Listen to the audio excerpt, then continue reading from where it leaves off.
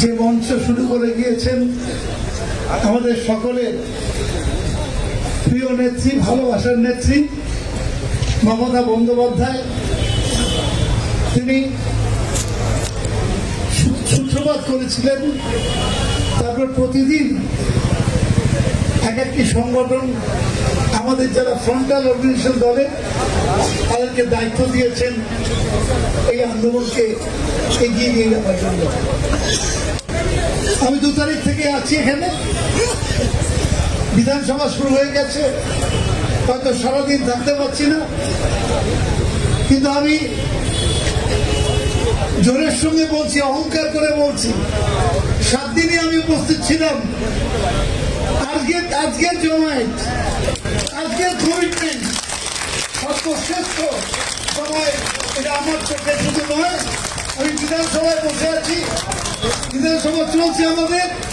এখান থেকে গিয়ে বিভিন্ন লোক আমাকে গিয়ে বলেছে আজকে শোভনদা, আজকে INTTUC-র যে সমাবেশ, এটা সর্বশ্রেষ্ঠ সমাবেশ এবং কমিটেড সমাবেশ।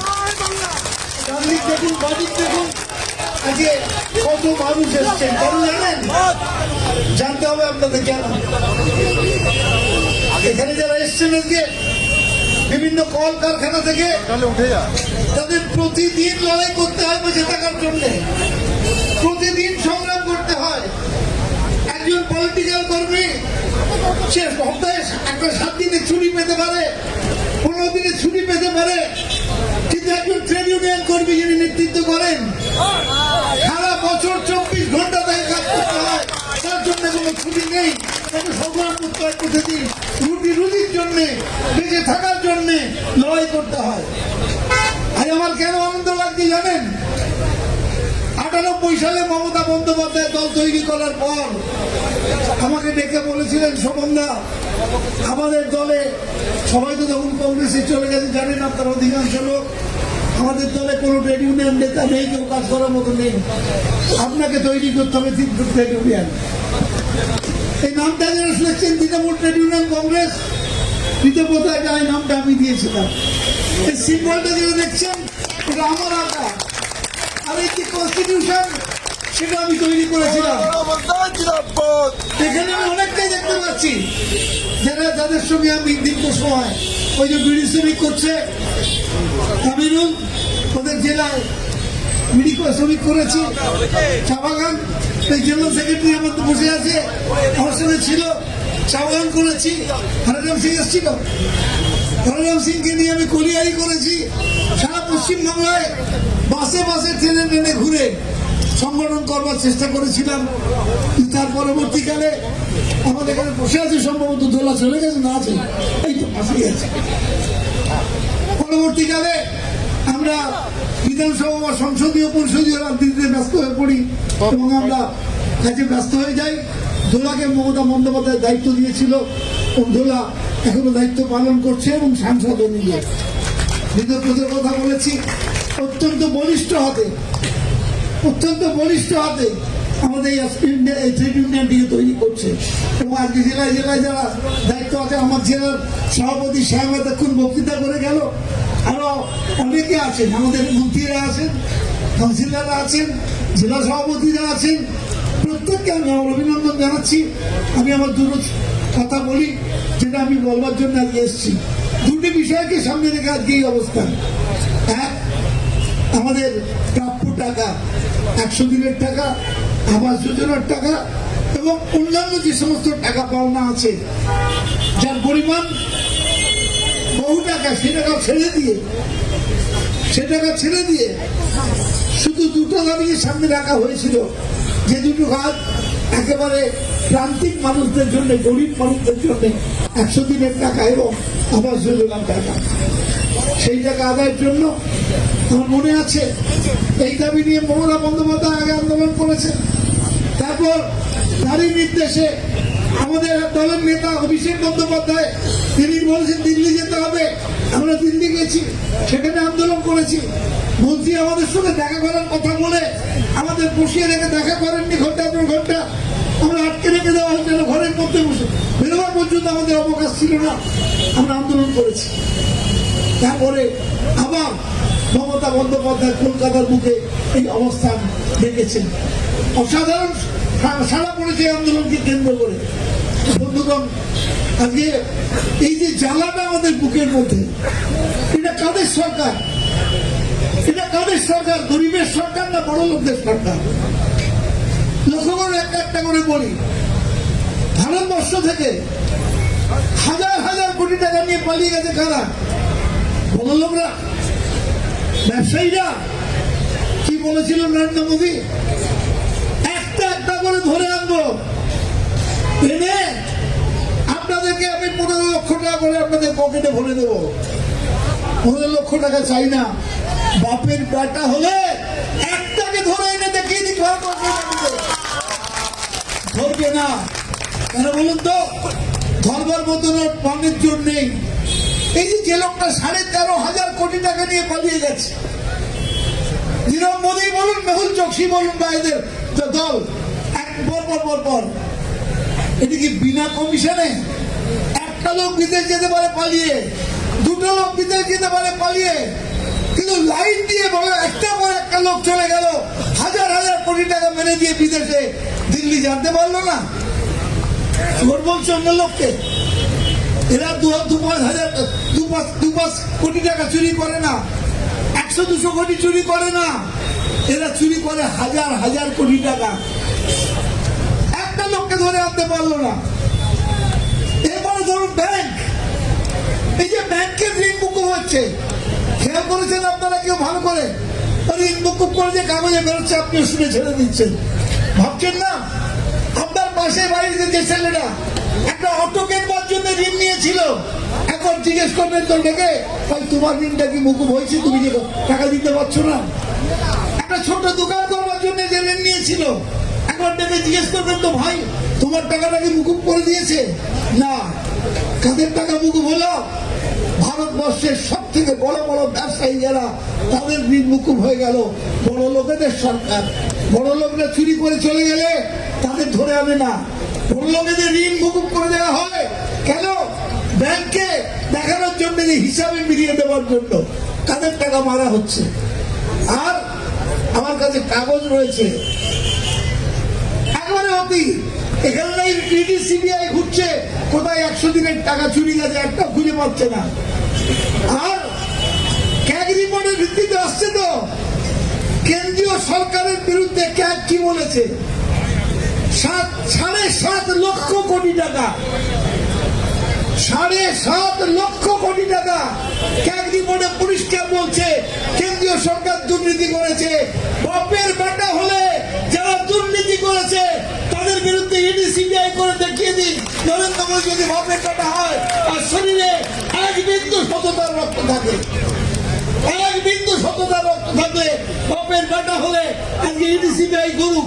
তার বিরুদ্ধে ক্যাগ রিপোর্ট বলেছে, কেন্দ্রীয় সরকারের ক্যাগ রিপোর্ট। আজকে কি করছে? ক্যাগ রিপোর্ট যারা দিয়েছে তাদের কি করে খতম করে দেওয়া যায়, তাদের কি করে শাস্তি দেওয়া যায়, তাদের কি করে নানা রকম ভাবে হ্যারাসমেন্ট করা যায়, তার জন্য চেষ্টা করছে। একটা ক্যাগ রিপোর্টের ভিত্তিতে ইডি আসছে পশ্চিমবাংলায়, বাড়ি বাড়ি ঢুকে যাচ্ছে। একটা ক্যান্সার আক্রান্ত লোক, তার সঙ্গে 100 দিনের কাজে কোনো সম্পর্ক নেই, তার বাড়িতে পর্যন্ত ইডি ঢুকে গেছে। কোন যন্ত্রণার মধ্যে আমরা আছি। এই সরকারটা বড় লোকদের সরকার। এই সরকার গরিবের একটা কাজ করছে না। এবারে গরিব লোকেদের জন্য কোনো বরাদ্দ নেই বাজেট। আমি বলবো সে কথা, কিন্তু একবার বলুন তো আপনারা, শুনেছেন কখনো? একেবারে গরিব সেও কখনো মায়ের গয়না বিক্রি করতে চায় না। একটা সরু হার আছে মায়ের, ভালো করে খেতে পায় না, কিন্তু সেও কখনো মায়ের একটা সরু হাতে চুড়ি আছে সেটা বিক্রি করে না। কোন আহম্মক মায়ের গয়না বিক্রি করে জানেন? সেই আহম্মকটার নাম নরেন্দ্র দামোদর মোদী। তিনি মায়ের গয়না বিক্রি করে দেন। সে মা আমাদের দেশমাতৃকা হলো আমাদের মা, দেশমাতৃকা হলো আমাদের মা। সেই মায়ের গয়না কোনটা? রেল। মায়ের একটা গয়না, সেই রেল বেঁচে দিল। একটা স্টেশন বিক্রি করে দিচ্ছে, একটু আগে সামনে ছিল, একটা স্টেশন বিক্রি করে দিচ্ছে, মায়ের গয়না ছিনিয়ে দিচ্ছে। কেন? ব্যাংক একদিকে তো অ্যামালগামেশন করে সব ব্যাংক কমিয়ে দিল, আর ব্যাংক এখন পরের পর সমস্ত ব্যাংকগুলোকে বেসরকারীকরণ করে দেবে, বিক্রি করে দেবে। মায়ের আর একটা মূল্যবান গয়না, ইন্স্যুরেন্স, সেটাও বিক্রি করে দিচ্ছে। একটা করে মায়ের গয়না খুলে বিক্রি করে দিচ্ছে। এমন আহম্মক একটি সরকার কেন্দ্রে রয়েছে, আর দেশের সব থেকে বেশিরভাগ যারা গরিব তাদের জন্য কোনো ব্যবস্থা নেই, শিক্ষায় বলুন, স্বাস্থ্যে বলুন, গ্রামোন্নয়নে বলুন, কৃষিতে বলুন, সারেতে বলুন, সমস্ত জায়গায় বাজেটে অ্যালোকেশন কমছে, অথবা গত বছরে যত অ্যালোকেশন ছিল সেই অ্যালোকেশন খরচ পর্যন্ত করতে পারেনি। বেকারির কথা, আজকে বেকারিতে ভারতবর্ষের মোট বেকারি 40% বৃদ্ধি পেয়েছে, 40% বৃদ্ধি পেয়েছে বেকারি। এই কথাগুলো যারা ট্রেড ইউনিয়ন করেন তাদেরকে জোর দিয়ে বলতে হবে যে 40% বেকারি বেড়েছে আজকে ভারতবর্ষে কেন্দ্রীয় সরকারের নেতৃত্বে। আর আমরা গর্ব করে বলতে পারি আমাদের নেত্রী মমতা বন্দ্যোপাধ্যায় ক্ষুদ্র শিল্পে, মাঝারি শিল্পে আমাদের নেত্রী মমতা বন্দ্যোপাধ্যায় দেখিয়ে দিয়েছেন ভারতবর্ষে 1 নম্বর আমরা এমএসএমইতে 1 কোটি। একটা মিছিল এলো আমাদের,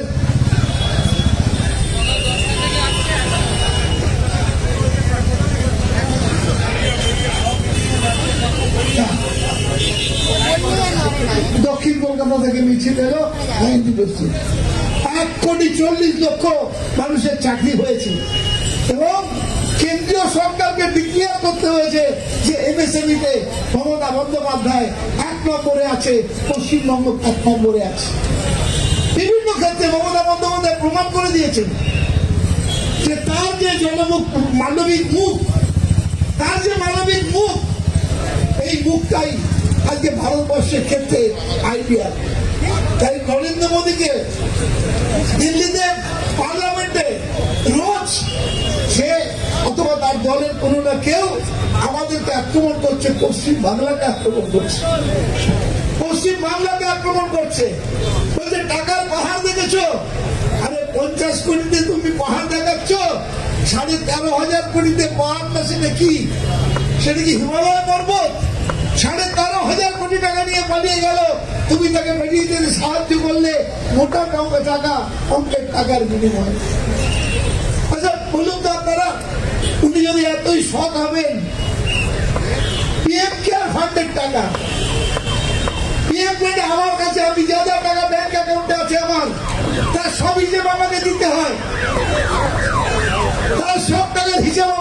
হয়, নরেন্দ্র মোদী পিএম কেয়ারের টাকায় যে টাকা আছে, সে বলছে আমার টাকার হিসাব আমি কাউকে দেব না, আমি তার জন্য দায়বদ্ধ নই কাউর কাছে।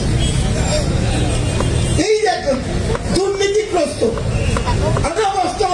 মাথা থেকে পা পর্যন্ত দুর্নীতিগ্রস্তের জন্য সে হাল্লা করে দুর্নীতির বিরুদ্ধে লড়াই করছে। সে আচ্ছাদিন আছে, কাদের জন্য আচ্ছাদিন? বড় লোকদের জন্য আচ্ছাদিন, পুঁজিপতিদের জন্য আচ্ছাদিন, গরিব মানুষের জন্য কোনো আচ্ছাদিন আসছে না। একটা ক্ষেত্রে বলতে পারবেন যে গরিবের জন্য এই উন্নয়ন করতে পেরেছেন উনি? কোনো ক্ষেত্রেই না। আজকে আমরা বরং বলতে পারি আমাদের রাজ্যে আমরা কলেজ করেছি কতগুলো, বিশ্ববিদ্যালয় করেছি কতগুলো মমতা বন্দ্যোপাধ্যায়। কৃষিতে আমি তো কৃষিমন্ত্রী, অবাক হয়ে যাবেন শুনলে। ভারতবর্ষে কৃষকদের আয় বলেছিল দ্বিগুণ করে দেব, পারেনি মমতা, 12 বছরে পারেনি, 10 বছরে পারেনি, আর মমতা বন্দ্যোপাধ্যায় করে দেখিয়ে দিয়েছেন। এটা আমার কথা না, রিজার্ভ ব্যাংক অফ ইন্ডিয়ার 2021 সালের হ্যান্ডবুক অফ রিজার্ভ ব্যাংক দেখে নিন আপনারা। তাদের বলা হচ্ছে মমতা বন্দ্যোপাধ্যায়ের রাজত্বে কৃষকের আয় 3 গুণ বেড়েছে। আর কেন্দ্রীয় সরকারের একটা সংস্থা আছে, তার নাম ICAR, সেটি হচ্ছে কন্ট্রোলিং অথরিটি কৃষিতে। এই বিশ্ববিদ্যালয় কন্ট্রোল করে, আমাদের কন্ট্রোল করে, সবকে কন্ট্রোল করে। তাদের যে রিপোর্ট, তাতে দেখা যাচ্ছে ভারতবর্ষে কৃষিতে আমাদের 20টা ভারতবর্ষের বড় রাজ্যের মধ্যে হাইয়েস্ট ইনকাম কৃষকের আমাদের রাজ্যে 211%, আর ভারতবর্ষের কোন রাজ্য, গুজরাট 26 নম্বরে আছে, আমাদের ধারে কাছে নেই কেউ। এটা মমতা বন্দ্যোপাধ্যায় করে দেখিয়েছেন।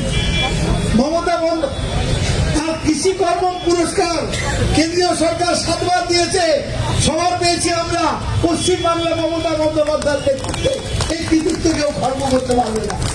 স্কচ অ্যাওয়ার্ড পেয়েছি আমরা বিভিন্ন ক্ষেত্রে। আজকে একটা কথা বলবো, আর দীর্ঘ সময় বক্তব্য রাখবো না। 2011 সালে ভারতবর্ষের 20টা রাজ্যের মধ্যে পশ্চিমবঙ্গের জায়গা ছিল 17 নম্বরে।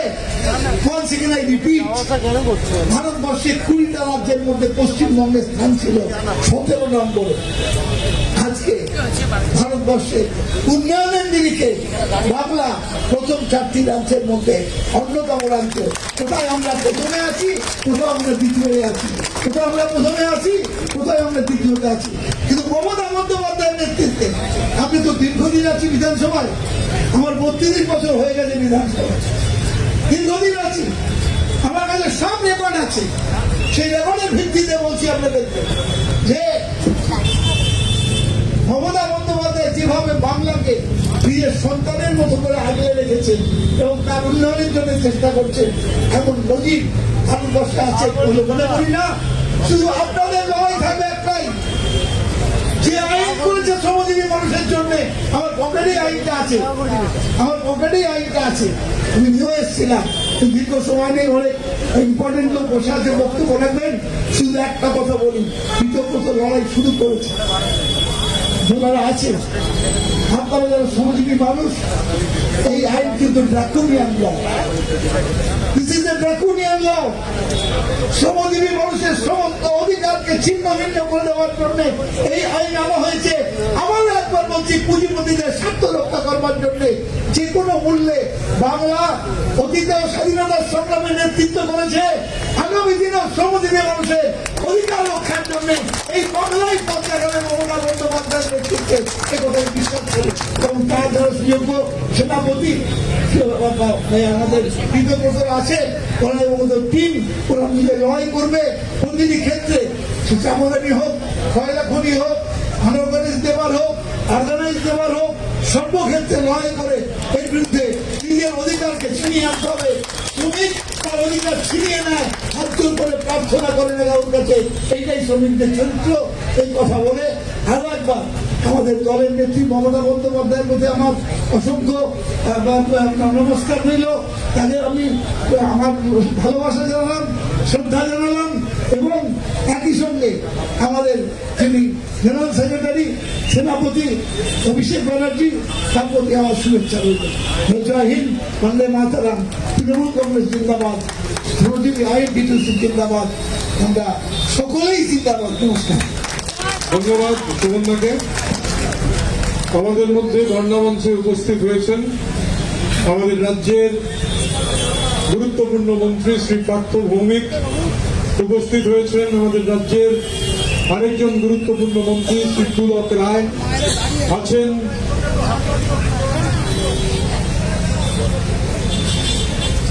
পুলকদার জন্য সবসময় বাড়তি হাততালি আমাদের রয়েছে।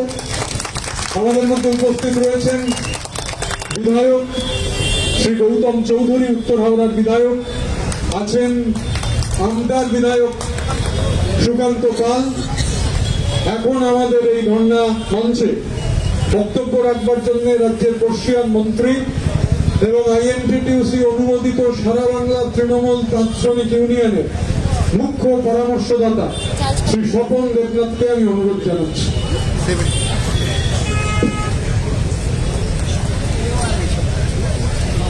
শ্রদ্ধা মুখ্যমন্ত্রী মমতা বন্দ্যোপাধ্যায় শুরু করেছিলেন ধর্ণা।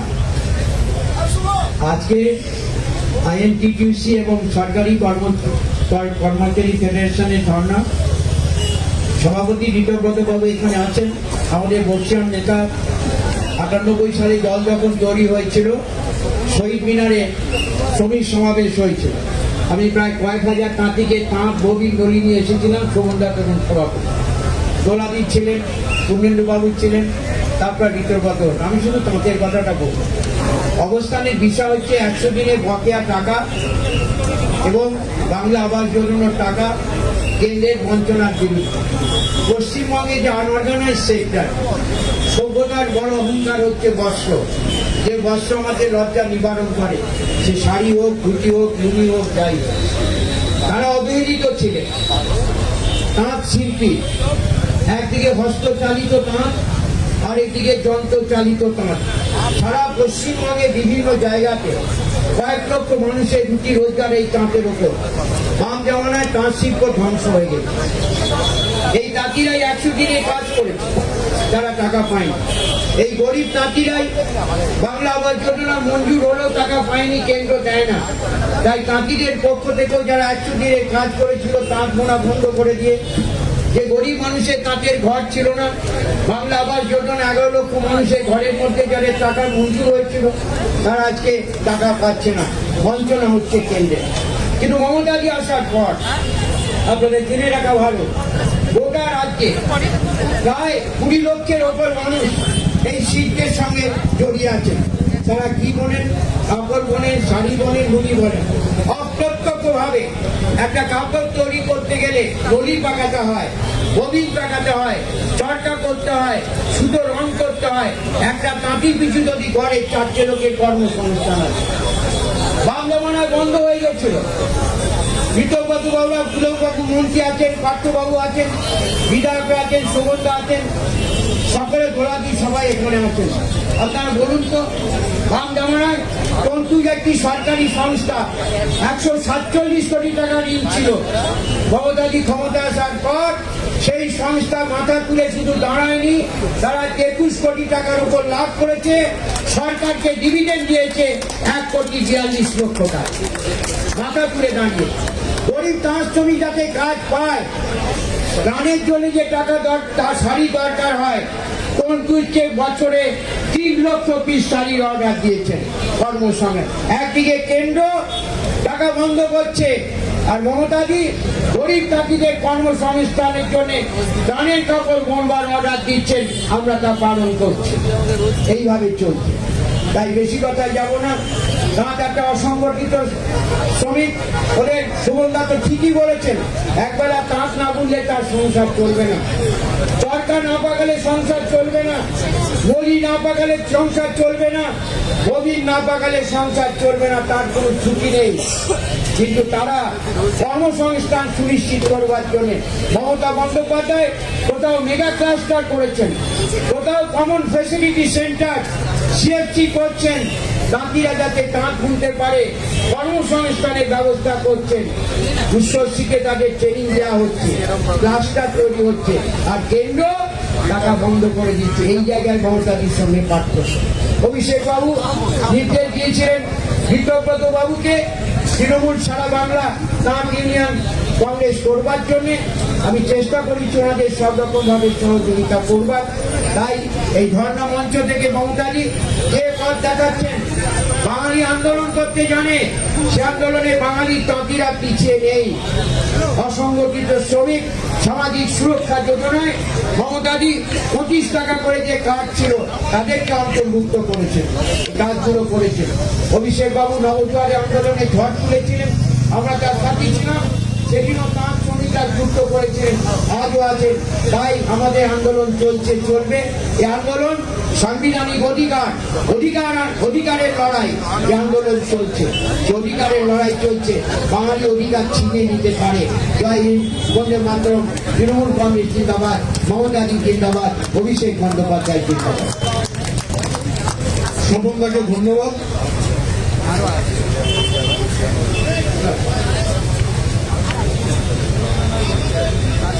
স্বপন দেবনাথকে আমরা ধন্যবাদ জানাই।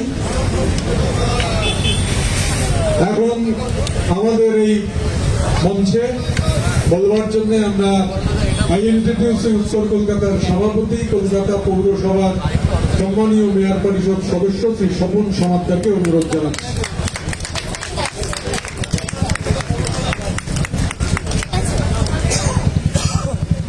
নমস্কার। আজকে আমরা মঞ্চের 6ষ্ঠ দিনে আমরা উপস্থিত হয়েছি। মমতা বন্দ্যোপাধ্যায় বাংলার মাননীয় মুখ্যমন্ত্রী সর্বভারতীয় তৃণমূল কংগ্রেসের সভানেত্রী, তিনি ডাক দিয়েছেন ধর্ণা মঞ্চে লাগাতার ধর্ণা চলবে। কেন এই ধর্ণা, আজকে বিস্তারিত বক্তব্য আমাদের পূর্ববর্তী বক্তারা বলেছেন। মমতা বন্দ্যোপাধ্যায় শুরু করে দিয়েছে, আজকে মঞ্চের সভাপতিত্ব করছেন আমাদের প্রিয় সভাপতি, পশ্চিমবঙ্গ রাজ্য তৃণমূল ট্রেড কংগ্রেসের সভাপতি শ্রদ্ধাভাজন প্রীতমব্রত বন্দ্যোপাধ্যায়। উপস্থিত রয়েছেন সর্বভারতীয় তৃণমূল কংগ্রেসের সভানেত্রী শ্রীমতী দোলা সেন। একটু আগেই উপস্থিত এবং বক্তব্য রাখলেন আমাদের প্রিয় অভিভাবক, তৃণমূল ট্রেড কংগ্রেসের প্রতিষ্ঠাতা সভাপতি শ্রদ্ধেয় শোভনদেব চট্টোপাধ্যায়, স্বপন দেবনাথ, পুলকদা থেকে শুরু করে বিভিন্ন নেতৃবৃন্দরা রয়েছেন আপনারা যারা দীর্ঘ সংগ্রাম করে এই INTTUC Trinamool trade union Congress করছেন, সংগঠন করছেন, আন্দোলন করছেন। সকাল থেকে কনস্ট্যান্টলি আপনারা রয়েছেন এবং প্রত্যেকটি মানুষ যারা অক্লান্ত পরিশ্রম করে বিভিন্ন জেলা থেকে এসেছেন, প্রত্যেকেই আমার জাতীয়তাবাদী অভিনন্দন জানিয়ে একটি কথা, কেন ধর্ণা মঞ্চে আমরা উপস্থিত হয়েছি। আপনারা ইতিমধ্যে বহু আন্দোলন, বহু সংগ্রামের সাথী হয়েছে। মমতা বন্দ্যোপাধ্যায় আন্দোলন করেছেন 100 দিনের টাকা পাচ্ছে না, আবাস যোজনার টাকা পাচ্ছে না, বাংলার উন্নয়নকে স্তব্ধ করার একটা চক্রান্ত কেন্দ্রীয় সরকার করছে। মমতা বন্দ্যোপাধ্যায় গণতান্ত্রিক আন্দোলনে বিশ্বাসী। আন্দোলন করতে করতেই মমতা বন্দ্যোপাধ্যায় তৃণমূল কংগ্রেস তৈরি করেছিল। আপনাদের আশীর্বাদ, আপনাদের সহযোগিতা, আপনাদের বছর 1998 সালে 1 জানুয়ারি, তারপর থেকে যেমন সরকারের বিরুদ্ধে আন্দোলন করেছেন, পরবর্তীকালে সরকারে এসেছেন এবং তারপর থেকে লাগাতার আন্দোলন করছেন কেন্দ্রীয় সরকারের বিরুদ্ধে। বাংলাকে বঞ্চিত করা যাবে, বাংলার মানুষের জন্য মমতা বন্দ্যোপাধ্যায় লড়াই করছে, আর কেন্দ্রীয় সরকার বাংলাকে অপমান করছে। আজকে সেই জায়গায় দাঁড়িয়ে আপনাদের কাছে দু একটি কথা, অনেক বক্তারা আছেন, বক্তব্য রাখবেন। আমি শুধু আপনাদের কাছে বলি যে আমরা মিছিল করি, মিটিং করি, কিন্তু মানুষের কাছে গিয়ে ভালো ব্যবহার করে মমতা বন্দ্যোপাধ্যায় যে 68টা প্রকল্প আছে, সেই প্রকল্পগুলো মানুষের কাছে পৌঁছে দেওয়ার চেষ্টা করুন। আজকে যে জায়গায় দাঁড়িয়ে কেন্দ্রীয় সরকার বারে বারে আমাদেরকে বঞ্চনা করছে, সে কথা তুলে ধরতে হবে। আজকে আমরা কোথায় দাঁড়িয়ে আছি সেটা ভাবতে হবে। আজকে ভাবতে হবে, একদিকে গিয়ে নিয়ে বিরোধী দলনেতা যখন বিরোধী মঞ্চে গিয়ে কথা বলে, আজকে কেন্দ্রীয় সরকারের বিএসএনএল, কেন্দ্রীয় সরকারের railway hawkers, railway contractor union এবং কেন্দ্রীয় সরকারের যেগুলো আছে তাদের মায়না অর্ধেক করে দেওয়া হচ্ছে। আপনারা শুনে রাখুন, রেলওয়ে হকার, রেলওয়ে যারা কন্ট্রাক্টর ইউনিয়ন আছে তারা হয়তো 16,000, 15,000, 17,000 টাকা মায়না পেত। এখন তারা টেন্ডার করতে যাচ্ছে, ম্যান ভিত্তিক তাদের মায়না হয়ে যাবে 7,000, 8,000, 9,000 টাকা। আমরা ঋতব্রত বন্দ্যোপাধ্যায়ের নেতৃত্বে দীর্ঘ আন্দোলন করেছি, আমরা আন্দোলন করে আটকে রেখেছি। বিএসএনএল এর টাকা যারা 17,000 টাকা মায়না পেত, আজকে তারা 7,000, 8,000 টাকা টেন্ডার করছে, কেন্দ্রীয় সরকার টাকা দিতে পারছে না। আজকে তারা বাংলা সরকারের কথা বলছে।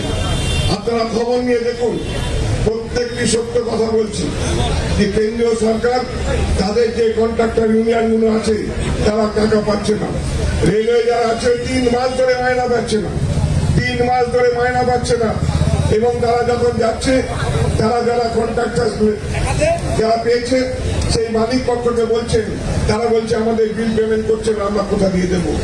যখন তারা ট্রেনে উঠতে চাইছে না, তারপরে পেনাল্টি করে দিচ্ছে 7 লক্ষ 8 লক্ষ টাকা করে। আজকে এই যে ডিটেল, একদিকে পশ্চিমবঙ্গ সরকারকে বলছে দিয়ে দিচ্ছে না, ওরা নাকি দিয়ে বাড়িয়ে যাচ্ছে, আমরা দিতে পারছি না। আর ওদিকে কি করছে, কেন্দ্রীয় সরকার তাদের কর্মচারীদের মাইনা দিচ্ছে না। মায়না দিতে পারছে না, লেবার কমিয়ে দিচ্ছে। যেখানে আমাদের হয়তো 700 লেবার ছিল, সেখানে টেন্ডার করছে 300, 350, 400 লোকের জন্য। আপনারা ভাবেন আজকে সেই জায়গায় দাঁড়িয়ে আমরা কিন্তু এই আন্দোলন করছি। আমাদের হকের টাকা, কার টাকা? কেন 100 দিনের টাকা দেবে না? কেন আবাস যোজনার টাকা দেবে না বলুন তো? একটাও কেন্দ্রীয় সরকারের টাকা নয়, সব টাকা আপনাদের আমাদের পশ্চিমবঙ্গ সরকারের মানুষের দেওয়া টাকা। ফেডারেল স্ট্রাকচার হয় যুক্তরাষ্ট্রীয় পরিকাঠামোতে, কিছু অর্থ আমাদের থেকে ওরা নিয়ে যায়, নিয়ে গিয়ে সেই টাকাটার কিছু অংশ আমাদের দেয়। প্রত্যেকটা উন্নয়নে পশ্চিমবঙ্গ সরকার একটা পার্সেন্টেজ টাকা দেয়, কেন্দ্রীয় সরকার একটা টাকা দেয়।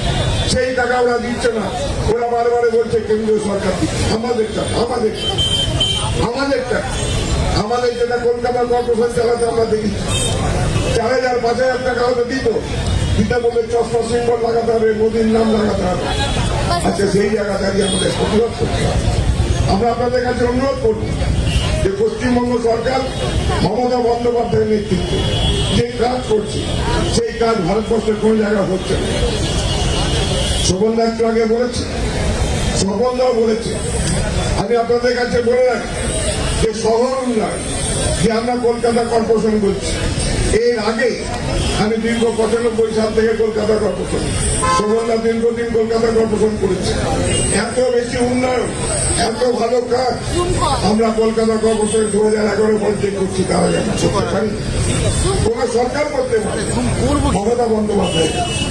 আজকে আপনাদের কাছে সেটাই বলতেছে যে মমতা বন্দ্যোপাধ্যায়ের নেতৃত্বে যে আন্দোলন চলছে, ভারতবর্ষের সরকার, কেন্দ্রীয় সরকার মিথ্যাচার করছে, ব্যভিচার করছে, বিভ্রান্ত করছে আপনাদের। আর ভুল করবেন না। আজকে কোন জায়গায় চলছে? রুটি কাপড়া মকানের জন্য লড়াই নয়, শিক্ষা স্বাস্থ্য পরিষেবার জন্য লড়াই নয়।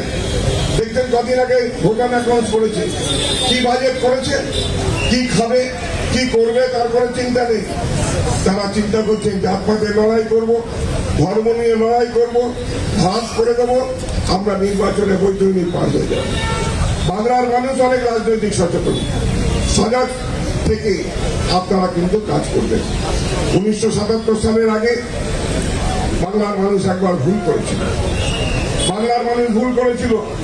তার আগে সিদ্ধার্থ শঙ্কর রায় থেকে শুরু করে, বিধানচন্দ্র রায় থেকে শুরু করে বহু উন্নয়ন বাংলার জন্য হয়েছিল, কিন্তু মানুষকে বিভ্রান্ত করে তদানীন্তন যুক্তফ্রন্ট সরকার, বামফ্রন্ট সরকার মানুষকে ভুল বুঝিয়েছিল, মানুষ ভুল করেছিল। তারপর থেকে বাংলা কতটা পিছিয়ে গেছে সেটা আপনারা এখন বুঝতে পারছেন। এই মমতা বন্দ্যোপাধ্যায় সরকার না আসলে আপনারা বুঝতে পারতেন না। তাই আর ভুল করবেন না, আর ভুল করবেন না। এই ফ্যাসিস্ট সরকার সিপিএম এর থেকে ডেঞ্জার, দয়া করে ভুল করবেন না। আপনারা যে যেখানে থাকেন, আত্মীয় স্বজন, পরিবার ওকে বোঝান যে মমতা বন্দ্যোপাধ্যায়ের বিকল্প কেউ নেই, মমতা বন্দ্যোপাধ্যায়ের বিকল্প কেউ নেই। তার সততা, তার আদর্শ, তার ত্যাগ, তার প্রতীক্ষার মধ্যে দিয়ে আমরা লড়াই করি। গুটিকার ভর্তিকে কোথায় কি করলো? একটা ঘরে 5 জন সন্তান বা 10 জন সন্তান থাকলে একজন যদি খারাপ হয়, নিশ্চয়ই বাবা মার কোনো দোষ হয়। মমতা বন্দ্যোপাধ্যায় এমন একজন ব্যক্তি, আমাদের মাতৃ সমান, প্রত্যেকের খোঁজ খবর রাখার চেষ্টা করেন। ভাবতে পারেন তিনি কতবারের এমপি, কতদিন ধরে মুখ্যমন্ত্রী চালাচ্ছেন, একটা পয়সা সরকারের নেয়। তিনি দুর্নীতি করবে, তার নামে চোর শুনতে হবে। আর চোর বলছেন কে? আজকালকার দিনে দেখা যায় না, বাবা মা সন্তান জন্ম দেয়, ভালো করে মানুষ করে, ছেলে মেয়েকে ভালো করে ভালো স্কুলে পড়ায়, ভালো স্কুলে পড়িয়ে ভালো চাকরি করে, ভালো একটা মেয়ে দিয়ে বিয়ে দেয়, সংসারটা ভালো করে করুক। আর তারপরে সেই বউয়ের পরামর্শ হোক, বন্ধুর পরামর্শই হোক, নিজের লোভেই হোক, বাবা মাকে খুন করে সম্পত্তি আটকাতে হবে। আজকে সেই জায়গায় দাঁড়িয়ে আজকে বিরোধী নেতা সেই কাজ করছেন, লালন পালন করছে, তাকে লালন পালন করে মানুষ করে নিল, আর তারপরে তার বাবা মাকে ছুরি মারছে, চোর বলছে। লজ্জা লাগে না? তাই আমাকে বলছি, বিভ্রান্ত হবেন। এই বিশ্বাসঘাতকদের থেকে লক্ষ্য, আপনার আশেপাশে অনেক লোক ঘুরে বেড়াচ্ছে, লোক লালসার মধ্যে ডুববেন না। পয়সা দেবে, পয়সার ছেলে সবকিছু হয় না। আমাদের নেত্রী মমতা বন্দ্যোপাধ্যায়। তিনি কায়িক পরিশ্রম করেন, তিনি চিন্তা করেন। আজকে যখন যাচ্ছে, আজকে 21 লক্ষ মানুষের কাছে 21শে ফেব্রুয়ারি টাকা দিয়ে দেবে, কোন মুখ্যমন্ত্রী বলতে পারে? আজকে বলুন তো। আচ্ছা, সেই জায়গায় দাঁড়িয়ে আমি বক্তব্য দীর্ঘায়িত করবো না, অনেক মন্ত্রীরা এসে গেছেন বলবে। আমি আপনাদের কাছে অনুরোধ করবো, সবাই মিলে সচেতন সজাগ থাকুন। আর একটা কথা বলে শেষ করবো, যে ভারতবর্ষের অর্থনীতিতে ভারতবর্ষের অর্থনীতি দেউলিয়া পরিণত হয়ে গেছে। শোভন একটু আগে বলছিলেন না, সব বিক্রি করে দিচ্ছে। বিক্রি করে কারা? অকাল কুসঙ্গ সন্তান। আজকে ভারতবর্ষের অর্থনীতি সেই জায়গায় গিয়ে চলে যাচ্ছে, কেন রোজগার করার জায়গা নেই। প্রয়াত আমাদের শ্রীমতী ইন্দিরা গান্ধী ব্যাংক ন্যাশনালাইজ করেছিলেন, জাতীয়করণ করেছিলেন। আজকে কোল ইন্ডিয়া, রেল, বিএসএনএল, এয়ারপোর্ট, কত সংস্থা বলবো যেগুলো আমাদের ভারতের সম্পদ ছিল, সেগুলো ব্যাংক থেকে শুরু করে সব কিছু বিক্রি করে দিচ্ছে। আর কি করছে? 3,03,000 কোটি টাকা দিয়ে কালে স্ট্যাচু করছে, কোন জায়গায় নিজের নামে স্টেডিয়াম করছে। এটা কোন জায়গায় শুনেছেন? এই জায়গায় দাঁড়িয়ে ভারতবর্ষের রাজনীতি চলে এসেছে। একমাত্র নেত্রী মমতা বন্দ্যোপাধ্যায়, যিনি চেষ্টা করছেন সর্বধর্মের মানুষকে নিয়ে, সমস্ত স্তরের মানুষকে নিয়ে একত্রিত করে এগিয়ে চলা, বাংলা আগামী দিনে ভারতবর্ষকে পথ দেখানো।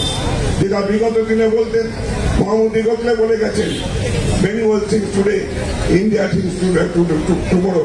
আজকে মমতা বন্দ্যোপাধ্যায় যা দেখছেন, যা করছেন, কেন্দ্রীয় সরকার নকল করছেন। আপনারা সবাই মিলে জানুন, আমরা আসল শোনা চাই মমতা বন্দ্যোপাধ্যায়কে, নকল মন্ত্রী চাই না, নকল সরকার কেন্দ্রীয় সরকার চাই না। প্রত্যেকটা জায়গায় তিনি নকল করছেন, মমতা বন্দ্যোপাধ্যায়কে অনুসরণ করছেন। আমরা সেই জায়গায় দাঁড়িয়ে আমরা গর্ব করি, আমরা অহংকার করি মমতা বন্দ্যোপাধ্যায়কে নিয়ে, তার মস্তিষ্ক বসিত ভাবনা নিয়ে আজকে বাংলা চলছে, বাংলার সংগঠন চলছে। আমাদের সেনাপতি অভিষেক বন্দ্যোপাধ্যায়, তিনিও সংগ্রাম করছেন, তিনিও আন্দোলন করছেন। সবাই মিলে চলুন, আমরা এগিয়ে চলি।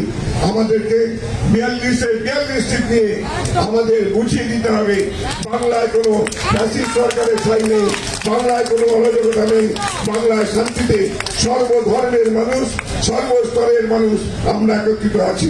সবাই আমরা ভাই বোন একত্রিত থেকে বাংলায় বসবাস করি, বাঙালি হিসাবে গর্ববোধ করব, ভারতবর্ষের নাগরিক হিসাবে আমরা ভারতবাসী হিসাবে গর্ববোধ করব। আমাদের মধ্যে কোনো বিভেদ। তাই আপনাদের কাছে এই আবেদন রাখি, আসুন আমরা সবাই মিলে শপথ নেই। আমাদের বিশ্রামের সময় নেই। আগামী নির্বাচনে যে যেখানে থাকুন, যে অবস্থায় থাকুন, একটাই লক্ষ্য থাকবে, আমাদের জোড়াফুল মমতা বন্দ্যোপাধ্যায় 42 ভারতবর্ষকে পথ দেখাবে বাংলা। জয় হিন্দ, জয় বাংলা। মমতা বন্দ্যোপাধ্যায় জিন্দাবাদ, অভিষেক বন্দ্যোপাধ্যায়। সকল সমাজকে ধন্যবাদ। আমাদের এই ধর্ণা মঞ্চে এসে উপস্থিত হয়েছেন রাজ্যের বর্ষীয়ান মন্ত্রী শ্রদ্ধেয় শ্রী বিপ্লব রায়চৌধুরী, এসে উপস্থিত হয়েছেন আমাদের রাজ্যের পরিবহন মন্ত্রী শ্রী স্নেহাশিস চক্রবর্তী। এখন এই মঞ্চে বক্তব্য রাখবেন আইএনটিটিউসির পশ্চিম বর্ধমান জেলার সভাপতি শ্রী অভিজিৎ ঘটক। অসংখ্য ধন্যবাদ জানাই রাজ্য আইএনটিটিউসির সভাপতি মাননীয় ঋতব্রত বন্দ্যোপাধ্যায় মহাশয়কে। আমাদের মধ্যে আমাদের সর্বভারতীয় আইএনটিটিউসির সভানেত্রী সাংসদ দুলাজি আমাদের মধ্যে উপস্থিত আছেন। এছাড়াও পশ্চিমবঙ্গের মন্ত্রিসভার গুরুত্বপূর্ণ মন্ত্রীরা রয়েছেন, বিধায়করা রয়েছেন, জেলার নেতৃত্বরা রয়েছেন। এছাড়াও যে শ্রমজীবী মানুষরা আজকে লক্ষ লক্ষ মানুষ আজকে এখানে উপস্থিত হয়েছিলেন, তাদের সকলকে জাতীয়তাবাদী অভিনন্দন জানিয়ে আমি সংক্ষিপ্তভাবে আমার বক্তব্য রাখবো। আজকে আমরা সকলেই জানি যে এই ধর্ণামঞ্চ সেই সব বঞ্চিত মানুষদের জন্য এখানে ধর্ণা দেওয়া হচ্ছে, যারা 100 দিনের কাজ করেও তাদের প্রাপ্য মজুরি পাচ্ছেন না, যারা আবাস যোজনায় দরখাস্ত করেও তারা তাদের ঘরটা পাচ্ছেন না, বাংলার মানুষ আজকে বঞ্চিত হচ্ছে। আজকে বাংলাকে অর্থনৈতিক সংকটে ফেলে দেওয়ার চেষ্টা করা হচ্ছে। তার কারণ 2021 সালে বিধানসভা নির্বাচনে যারা বলেছিল আপকি বার 200 পার, তারা 100 পার করতে পারেনি এবং সেই রাগ বাংলার মানুষের ওপর, সেটা তারা চরিতার্থ করার জন্য আজকে বাংলার মানুষকে ভাতে পারার চেষ্টা করা হচ্ছে। আপনারা জানেন যে প্রকল্পের মাধ্যমে 100 দিনের কাজ করা হয়, মানরেগা, মহাত্মা গান্ধী নামে নামাঙ্কিত এই প্রকল্প, এবং যে মানুষটা যাকে আমরা জাতীয় জনক বলে থাকি, জাতির জনক, সেই মহাত্মা গান্ধী, যিনি গরিবের বাসিয়া, তার নামাঙ্কিত একটা প্রকল্পে গরিব মানুষদের কিভাবে বঞ্চিত করছে কেন্দ্রীয় সরকার, সেটা আজকে বাংলার মানুষ দেখতে পাচ্ছে, সারা ভারতবর্ষের মানুষ দেখতে পাচ্ছে। আজকে Mahatma Gandhi national rural employment guarantee act, এটা একটা অ্যাক্ট মানে আইন, এবং এই আইনের মাধ্যমে 21 লক্ষ বাংলার মানুষকে কাজ করিয়ে তাদের প্রাপ্য টাকা দিচ্ছে না, এবং সেই আইনকে লঙ্ঘন করে কেন্দ্রীয় সরকার যে ফেডারেল স্ট্রাকচার, সেই ফেডারেল স্ট্রাকচারকে শেষ করে দেওয়ার চেষ্টা করছে। আজকে আপনারা জানেন যেটা গ্যারেন্টি অ্যাক্ট, মানে এমপ্লয়মেন্টটা দিতে হবে, তার কানুন আইন। আজকে চারিদিকে আমরা দেখতে পাচ্ছি, টিভি খুললে, রেডিও খুললে, FM খুললে, সব জায়গায় বলছে মোদিজি কা গ্যারেন্টি। আজকে যে গ্যারেন্টি এই গরিব মানুষদের দিয়েছিলেন যে তোমরা কাজ করো, তোমাদের পারিশ্রমিক দেব, তোমাদের বেতন দেওয়া হবে 100 দিনে, সেই গ্যারেন্টিটা তিনি রাখতে পারছেন না। তিনি আবার কিভাবে গ্যারেন্টি দেওয়ার চেষ্টা করছেন? আজকে আপনারা জানেন যে নতুন কোন জিনিস যখন বাজারে কেনা হয়, তখন সেই জিনিসের উপর গ্যারেন্টি থাকে, কখনো 1 বছরের গ্যারেন্টি, কোথাও 2 বছরের গ্যারেন্টি। আজকে 10 বছরের পুরনো একটা জিনিস সে বলছে আমি গ্যারেন্টি দেবো। আজকে আমাদের ভাবতে হবে যে 10 বছরের পুরনো জিনিসের কোনো গ্যারেন্টি হয় না। আজকে 2024-এ আর নরেন্দ্র মোদী নয়, বিজেপি নয়, আজকে আমরা জানি যে বাংলার মানুষ তথা ভারতবর্ষের মানুষ ঠিক করে ফেলেছে যে 2024-এ এই সরকারকে আর আনা যাবে না। আজকে যে শ্রমিকরা আজকে এখানে এসেছিলেন, যে হাজার হাজার মানুষ এখানে এসেছিলেন, আমি শুধু একটা জিনিস বুঝতে পারলাম যে বিজেপিকে হারানোর জন্য পুরো তৃণমূলের দরকার নেই, পুরো তৃণমূলের প্রয়োজন নেই, শুধুমাত্র আইএনটিটিইউসি যথেষ্ট, যারা বিজেপিকে পশ্চিমবঙ্গ থেকে নিশ্চিহ্ন করে দিতে পারবে। তাই আজকে যারা শ্রমিকরা রয়েছেন, যারা তাদের মাথার ঘাম পায়ে ফেলে আজকে এখানে এসছে, যারা কলকারখানায় কাজ করেন, এই 21 লক্ষ শ্রমিক যারা 100 দিনের কাজ করে মজুরি পায়নি, তাদের পিছনে তাদের সাথে এসে দাঁড়াবার জন্য আজকে হাজার হাজার মানুষ কলকাতার এই ধর্ণা মঞ্চে এসেছিলেন। তাই তাদের সেই সব সকল শ্রমিকদের ধন্যবাদ জানাই, তাদের শ্রদ্ধা জানাই যে তারা আজকে শ্রমিকদের পাশে দাঁড়াচ্ছেন। বাংলার শ্রমিকরা সেই সব বঞ্চিত মানুষদের পাশে আজকে দাঁড়াচ্ছেন। তাই আজকে আমি আমার বক্তব্যকে দীর্ঘায়িত করব না। অনেক মন্ত্রীরা বসে রয়েছেন, নেতারা রয়েছেন, তাদের বক্তব্য আপনারা শুনবেন। আমি শুধু একটা কথা বলবো যে আমাদের এই লড়াই আগামী দিনে বাংলার যারা বঞ্চিত মানুষ, সেই বঞ্চিত মানুষের লড়াই, এবং সেই লড়াইয়ে আমরা জিতবই জিতবই জিতবই। এই বলে আমার বক্তব্য শেষ করছি। জয় হিন্দ, বন্দে মাতরম। তৃণমূল কংগ্রেস জিন্দাবাদ, মমতা বন্দ্যোপাধ্যায় জিন্দাবাদ, অভিষেক বন্দ্যোপাধ্যায় জিন্দাবাদ, আইএনটিটিউসি জিন্দাবাদ। অভিজিৎ ঘটককে ধন্যবাদ। এখন আমাদের এই ধর্নায় সংক্ষিপ্ত আকারে বলবেন বর্ষিয়ান ট্রেড ইউনিয়ন নেতা, রাজ্য আইএনটিটিউসির সহসভাপতি শ্রী শক্তিপদ মণ্ডল।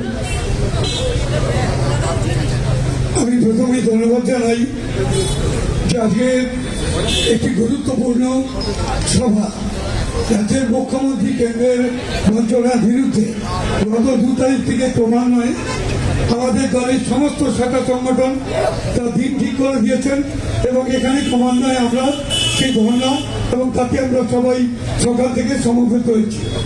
আমি সময় নেব না, 2-1টি কথায় আমার বক্তব্য শেষ করব। তার কারণ আমাদের গুরুত্বপূর্ণ দলের মন্ত্রী এখানে বসে আছেন, সকাল থেকে বিভিন্ন দলের নেতৃবৃন্দ তারা বক্তব্য রেখেছেন। আমি এটা বলতে চাই, আপনারা জানেন যে এখানে এটা রাজ্যের নির্বাচন না, এটা লোকসভা নির্বাচন। লোকসভা নির্বাচন ব্যক্তির থেকে দল বড়, দলের থেকে দেশ বড়। যখন আমাদের কাছে দল ছোট হয়ে যায়, তখন আমাদের দেশের স্বার্থ আমাদের কাছে গুরুত্বপূর্ণ বিষয়।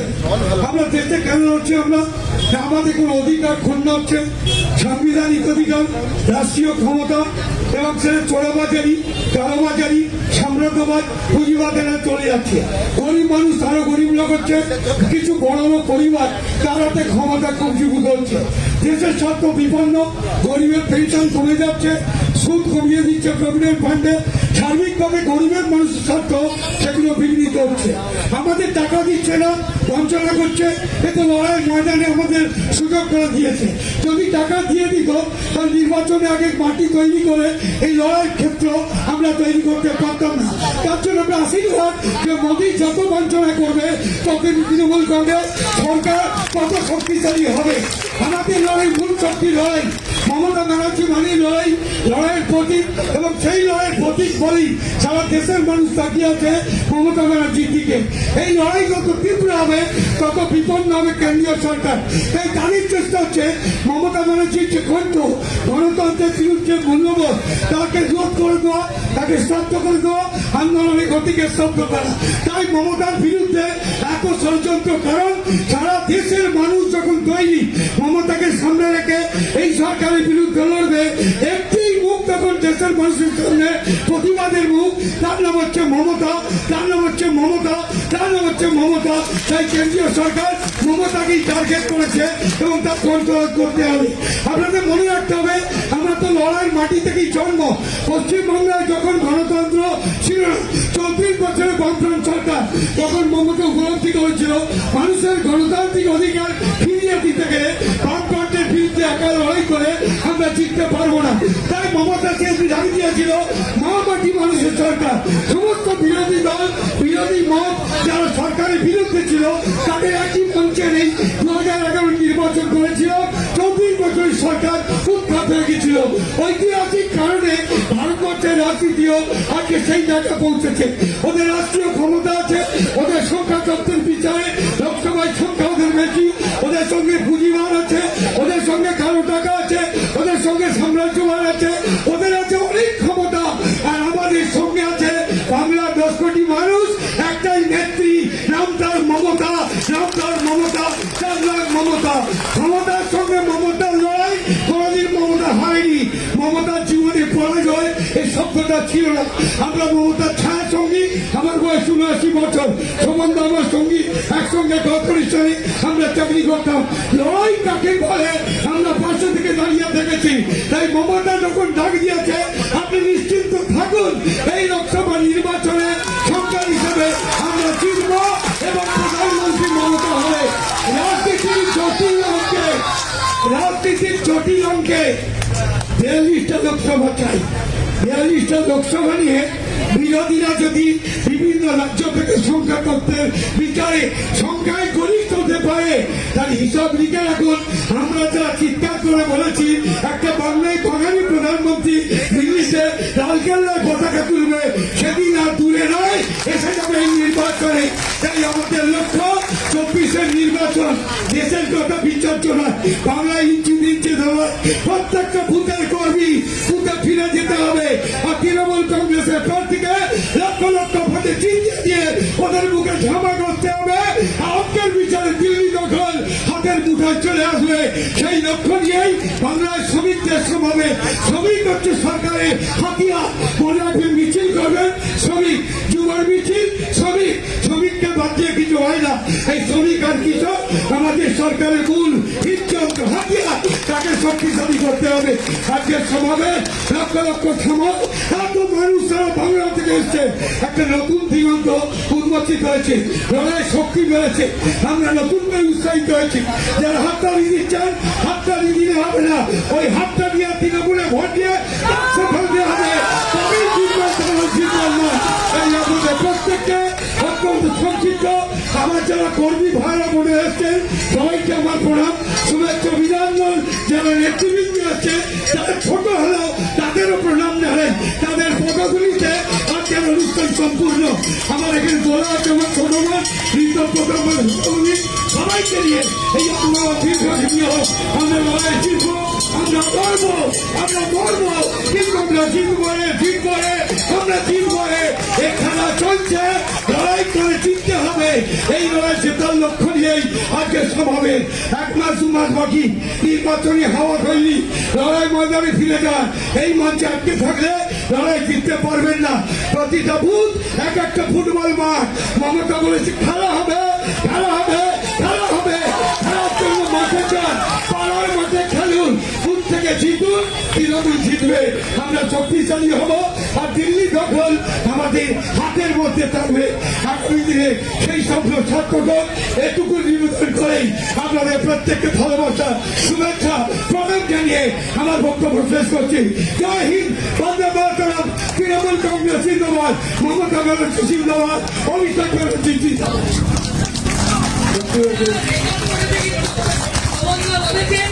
শক্তিদার জীবনে প্রথম আজকে রেকর্ড করেছেন, তাই শক্তিদার জন্য বিশেষ করে এই 6 মিনিটের একটা জোরে জোরে হাততালি।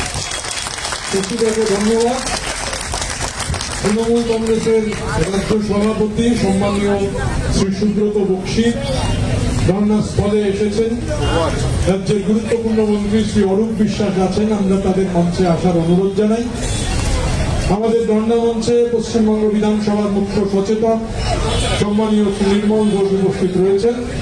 এখন এই ধর্ণা মঞ্চে বক্তব্য রাখবার জন্য আমাদের রাজ্যের মাননীয় পরিবহন মন্ত্রী সুবক্তা শ্রী স্নেহাশিস চক্রবর্তীকে আমরা আহ্বান জানাচ্ছি। নমস্কার। আজকে কয়েকদিন ধরে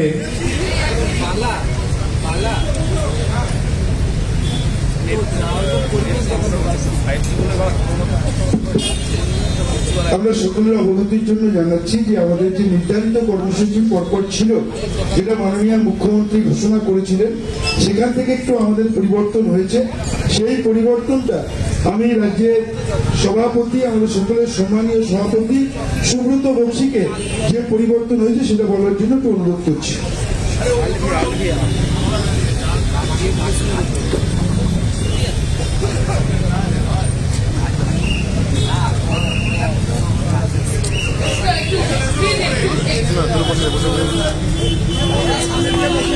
নমস্কার। গত 3 তারিখ মমতা বন্দ্যোপাধ্যায় এই মঞ্চ থেকে ঘোষণা করেছিলেন যে সার্বিকভাবে এই ধর্ণা মঞ্চ চলবে 13 তারিখ পর্যন্ত, তিনি শিডিউল করে দিয়েছিলেন। তো স্বাভাবিকভাবে সরস্বতী পুজোর আগের দিন পর্যন্ত এই কর্মসূচি চলবে। শুধু মাঝখানে একটা পরিবর্তন, মমতা বন্দ্যোপাধ্যায় প্রশাসনিক বৈঠকে যাবেন হুগলি জেলায়। তাই 12 তারিখ, যেটা 13 তারিখ কথা ছিল, বর্ধমান পূর্ব এবং পশ্চিম এই ধর্ণা কন্টিনিউ করবে, আর তার পরিবর্তে হুগলি করবে 13 তারিখ। যে কথাটা ছিল সেই অনুযায়ী 12 তারিখের যে গ্যাপটা হচ্ছে, 12 তারিখ ছিল হচ্ছে হুগলি, বলেছিলেন হুগলি 12 তারিখ, আর 13 তারিখ হচ্ছে বর্ধমান পূর্ব এবং পশ্চিম। স্বাভাবিকভাবেই তার প্রশাসনিক বৈঠক থাকার কারণে এই কর্মসূচি পালিত হবে এবং এই ধর্ণা চলবে। স্বাভাবিকভাবেই তিনি ঘোষণা মতো তিনি হুগলি জেলায় যাবেন, প্রশাসনিক বৈঠক করবেন।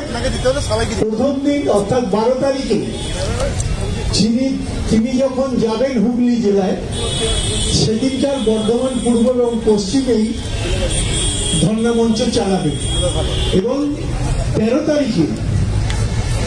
তারিখে হুগলি এসে এই ধর্ণা মঞ্চ পরিচালনা করবে। অর্থাৎ 12-13-র মধ্যে নিজেদের মধ্যে একটা ইন্টারচেঞ্জ করে দিচ্ছে তার ব্যস্ততার জন্য। নমস্কার, ধন্যবাদ। আপনারা শুনলেন তৃণমূল কংগ্রেসের রাজ্য সভাপতি সম্মানীয় সুব্রত বক্সী 12 এবং 13 তারিখের শিডিউল সম্পর্কে বলে দিয়েছেন। এখন আমাদের এই ধর্ণা মঞ্চে বক্তব্য রাখছেন আমাদের রাজ্যের মাননীয় পরিবহন মন্ত্রী সুবক্তা শ্রী স্নেহাশিস চক্রবর্তী। নমস্কার। নেত্রী যে ধর্ণা শুরু করে দিয়েছেন, আজকে 6ষ্ঠ দিনে পড়েছে এবং আমরা প্রত্যেক দিনই দেখেছি জেলার বিভিন্ন প্রান্ত থেকে হাজার হাজার তৃণমূল কর্মীরা, তৃণমূলের সমর্থকরা এই ধর্ণা মঞ্চকে ভরিয়ে তুলেছেন। আমি সকালবেলা এখান থেকে যাচ্ছিলাম এবং যেতে যেতে দেখলাম যে পশ্চিমবঙ্গ আইএনটিটিউসি যে জমায়েত এখানে তৈরি করেছিল সকালবেলা, সত্যি সেটা প্রশংসার যোগ্য যে এত শ্রমিক রাজ্য সভাপতি ঋতব্রত নেতৃত্বে আজকের এই ধর্ণা মঞ্চকে উদ্বেল করে তুলেছে সকাল থেকে। এবং এই মঞ্চের বাইরেই আছেন আমাদের সকলের অভিভাবক রাজ্য সভাপতি তৃণমূল কংগ্রেসের সুব্রত বক্সী, তিনি আছেন সর্বক্ষণ। আছেন অত্যন্ত সিনিয়র মন্ত্রী আমাদের সকলের প্রিয় অরূপদা আছেন আমাদের মুখ্য সচেতক পশ্চিমবঙ্গ বিধানসভার গভর্নমেন্ট চিফ হুইপ নির্মল ঘোষ, তিনি মঞ্চে আছেন। দোলাদি আছেন আমাদের নেত্রী সাংসদ, উপস্থিত আছেন এই মঞ্চে। এবং আমাদের অত্যন্ত সিনিয়র মন্ত্রী আমাদের সকলের শ্রদ্ধেয় সৌমদেব চট্টোপাধ্যায়, তিনি আছেন। তার কথা আমরা সবসময় শুনি এবং তার কথা শুনতে চাই। তিনি মঞ্চে আছেন। বৈশাখা রয়েছেন, রাজ্য সভাপতি রয়েছেন আইএনটিটিউসির, এবং অনেক এমএলএরা রয়েছেন, শক্তিরা আগে বক্তব্য রেখেছেন, এবং বিভিন্ন জেলার আইএনটিটিউসির সভাপতিরা আছেন, রাজ্য কমিটির নেতারা রয়েছেন, আপনারা সকলে রয়েছেন এখানে।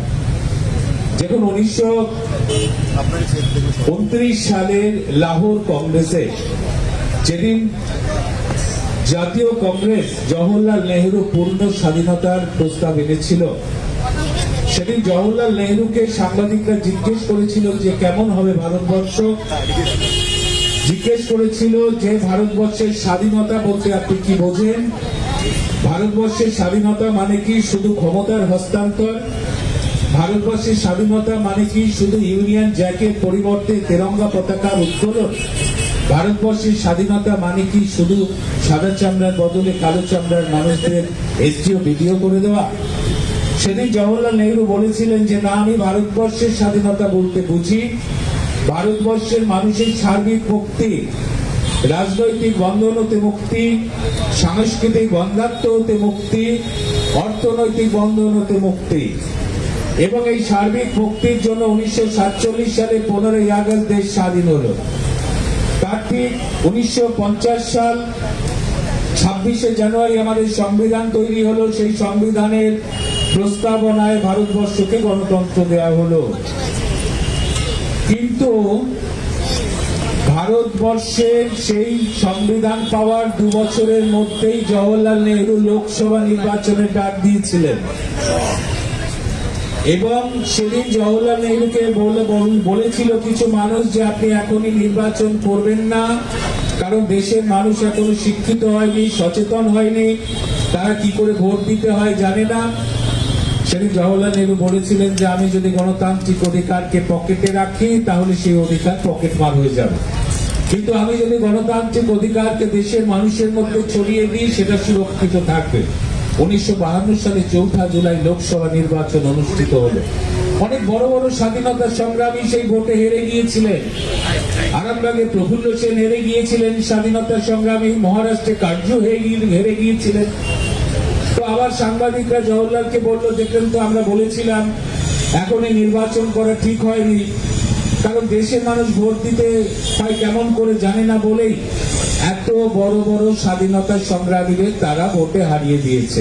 উত্তরে জওহরলাল নেহরু বললেন যে আমি খুশি হয়েছে এই জেনে যে গণতন্ত্রের প্রথম পরীক্ষায় ভারতবর্ষের মানুষ পাশ করে গিয়েছে, তারা বুঝিয়ে দিয়েছে প্রয়োজনে তারা কংগ্রেসকেও হারিয়ে দিতে পারে।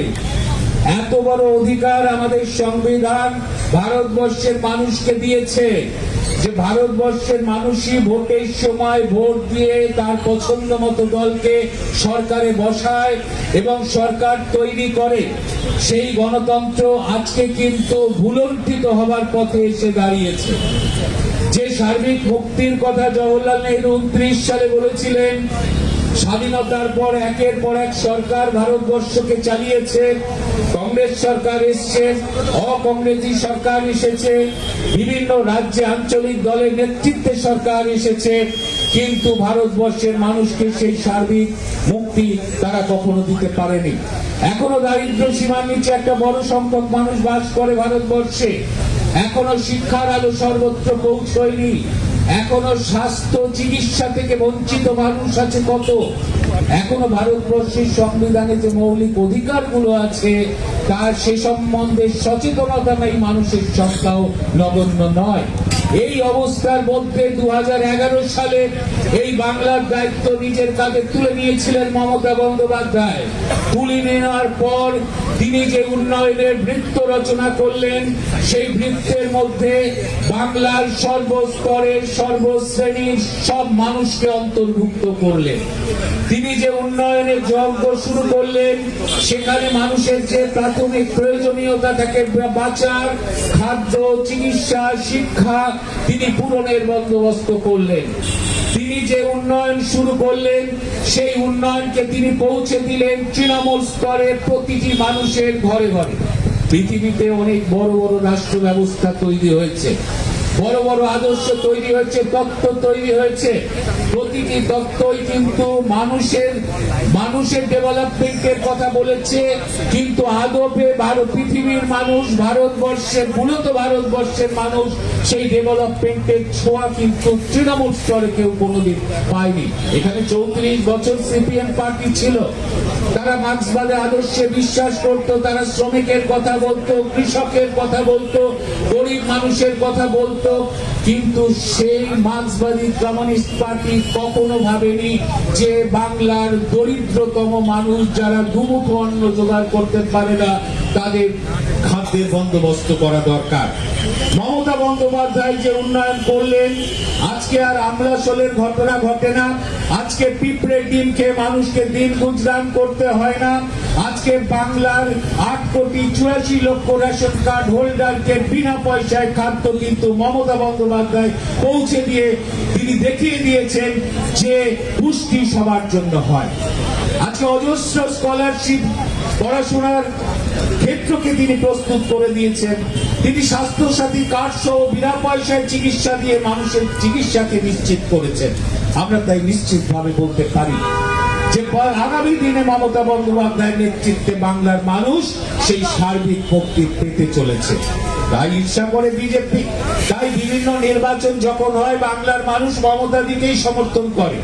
আপনারা জানেন হয়তো, বা যারা খেয়াল করেন না তাদের বলি, 2011 সাল থেকে আজ পর্যন্ত যতগুলি নির্বাচন হয়েছে বাংলায়, প্রতিটি নির্বাচনে তৃণমূল কংগ্রেসের সমর্থন ক্রমশ বেড়েছে।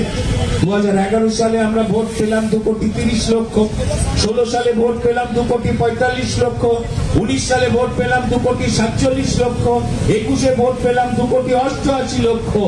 অর্থাৎ তৃণমূলের সমর্থন কিন্তু ক্রমশ বাড়ছে।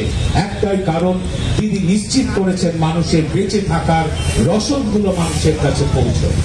আজকে আমি বলছিলাম, কথা হচ্ছিল একজন আমাদের অত্যন্ত শ্রদ্ধেয় নেতার সাথে আজকে, যে কত দল আছে তারা যখনই প্রয়োজন হয় বুথে চলো প্রোগ্রাম নেয়। সে তো ভারতবর্ষের বড় বড় দলগুলো নাই, বুথে চলো। কিন্তু বুথে তো চলো, তারা তো বুথে চলো প্রোগ্রাম নেয়, কিন্তু তাদের কর্মসূচি শহরে থাকে, মেন রাস্তায় থাকে, শহরতলিতে থাকে, কিন্তু আদপে বুথের মধ্যে যে মানুষগুলি বাস করে তাদের কাছে তারা কোনোদিন পৌঁছতে পারে না। কিন্তু একমাত্র দল তৃণমূল কংগ্রেস আর তার পরিচালিত সরকার, যে সরকার মমতা বন্দ্যোপাধ্যায়ের নেতৃত্বে চলছে, আজকে নিবিড় ভাবে জনসংযোগ কাকে বলে উন্নয়নের মাধ্যমে তিনি সেটা করে দেখাচ্ছেন। আজকে দুয়ারে সরকার করেছিলেন যাতে বাংলার কোনো মানুষ জাতি, ধর্ম এবং রাজনীতির নিরপেক্ষ হয়ে কোনো মানুষ যাতে সরকারি প্রকল্পের আওতার বাইরে না থাকে। কিন্তু আজকে কি সিদ্ধান্ত নেওয়া হচ্ছে যে প্রতিটি বুথে 3 জন করে সরকারি আধিকারিক পৌঁছে যাচ্ছেন বাড়িতে বাড়িতে, গিয়ে তারা খোঁজ নিচ্ছে যে দুয়ারে সরকারের ক্যাম্পে নাম লিখিয়েও কোনো মানুষ কোনো সরকারি প্রকল্পের বাইরে এখনো আছেন কিনা।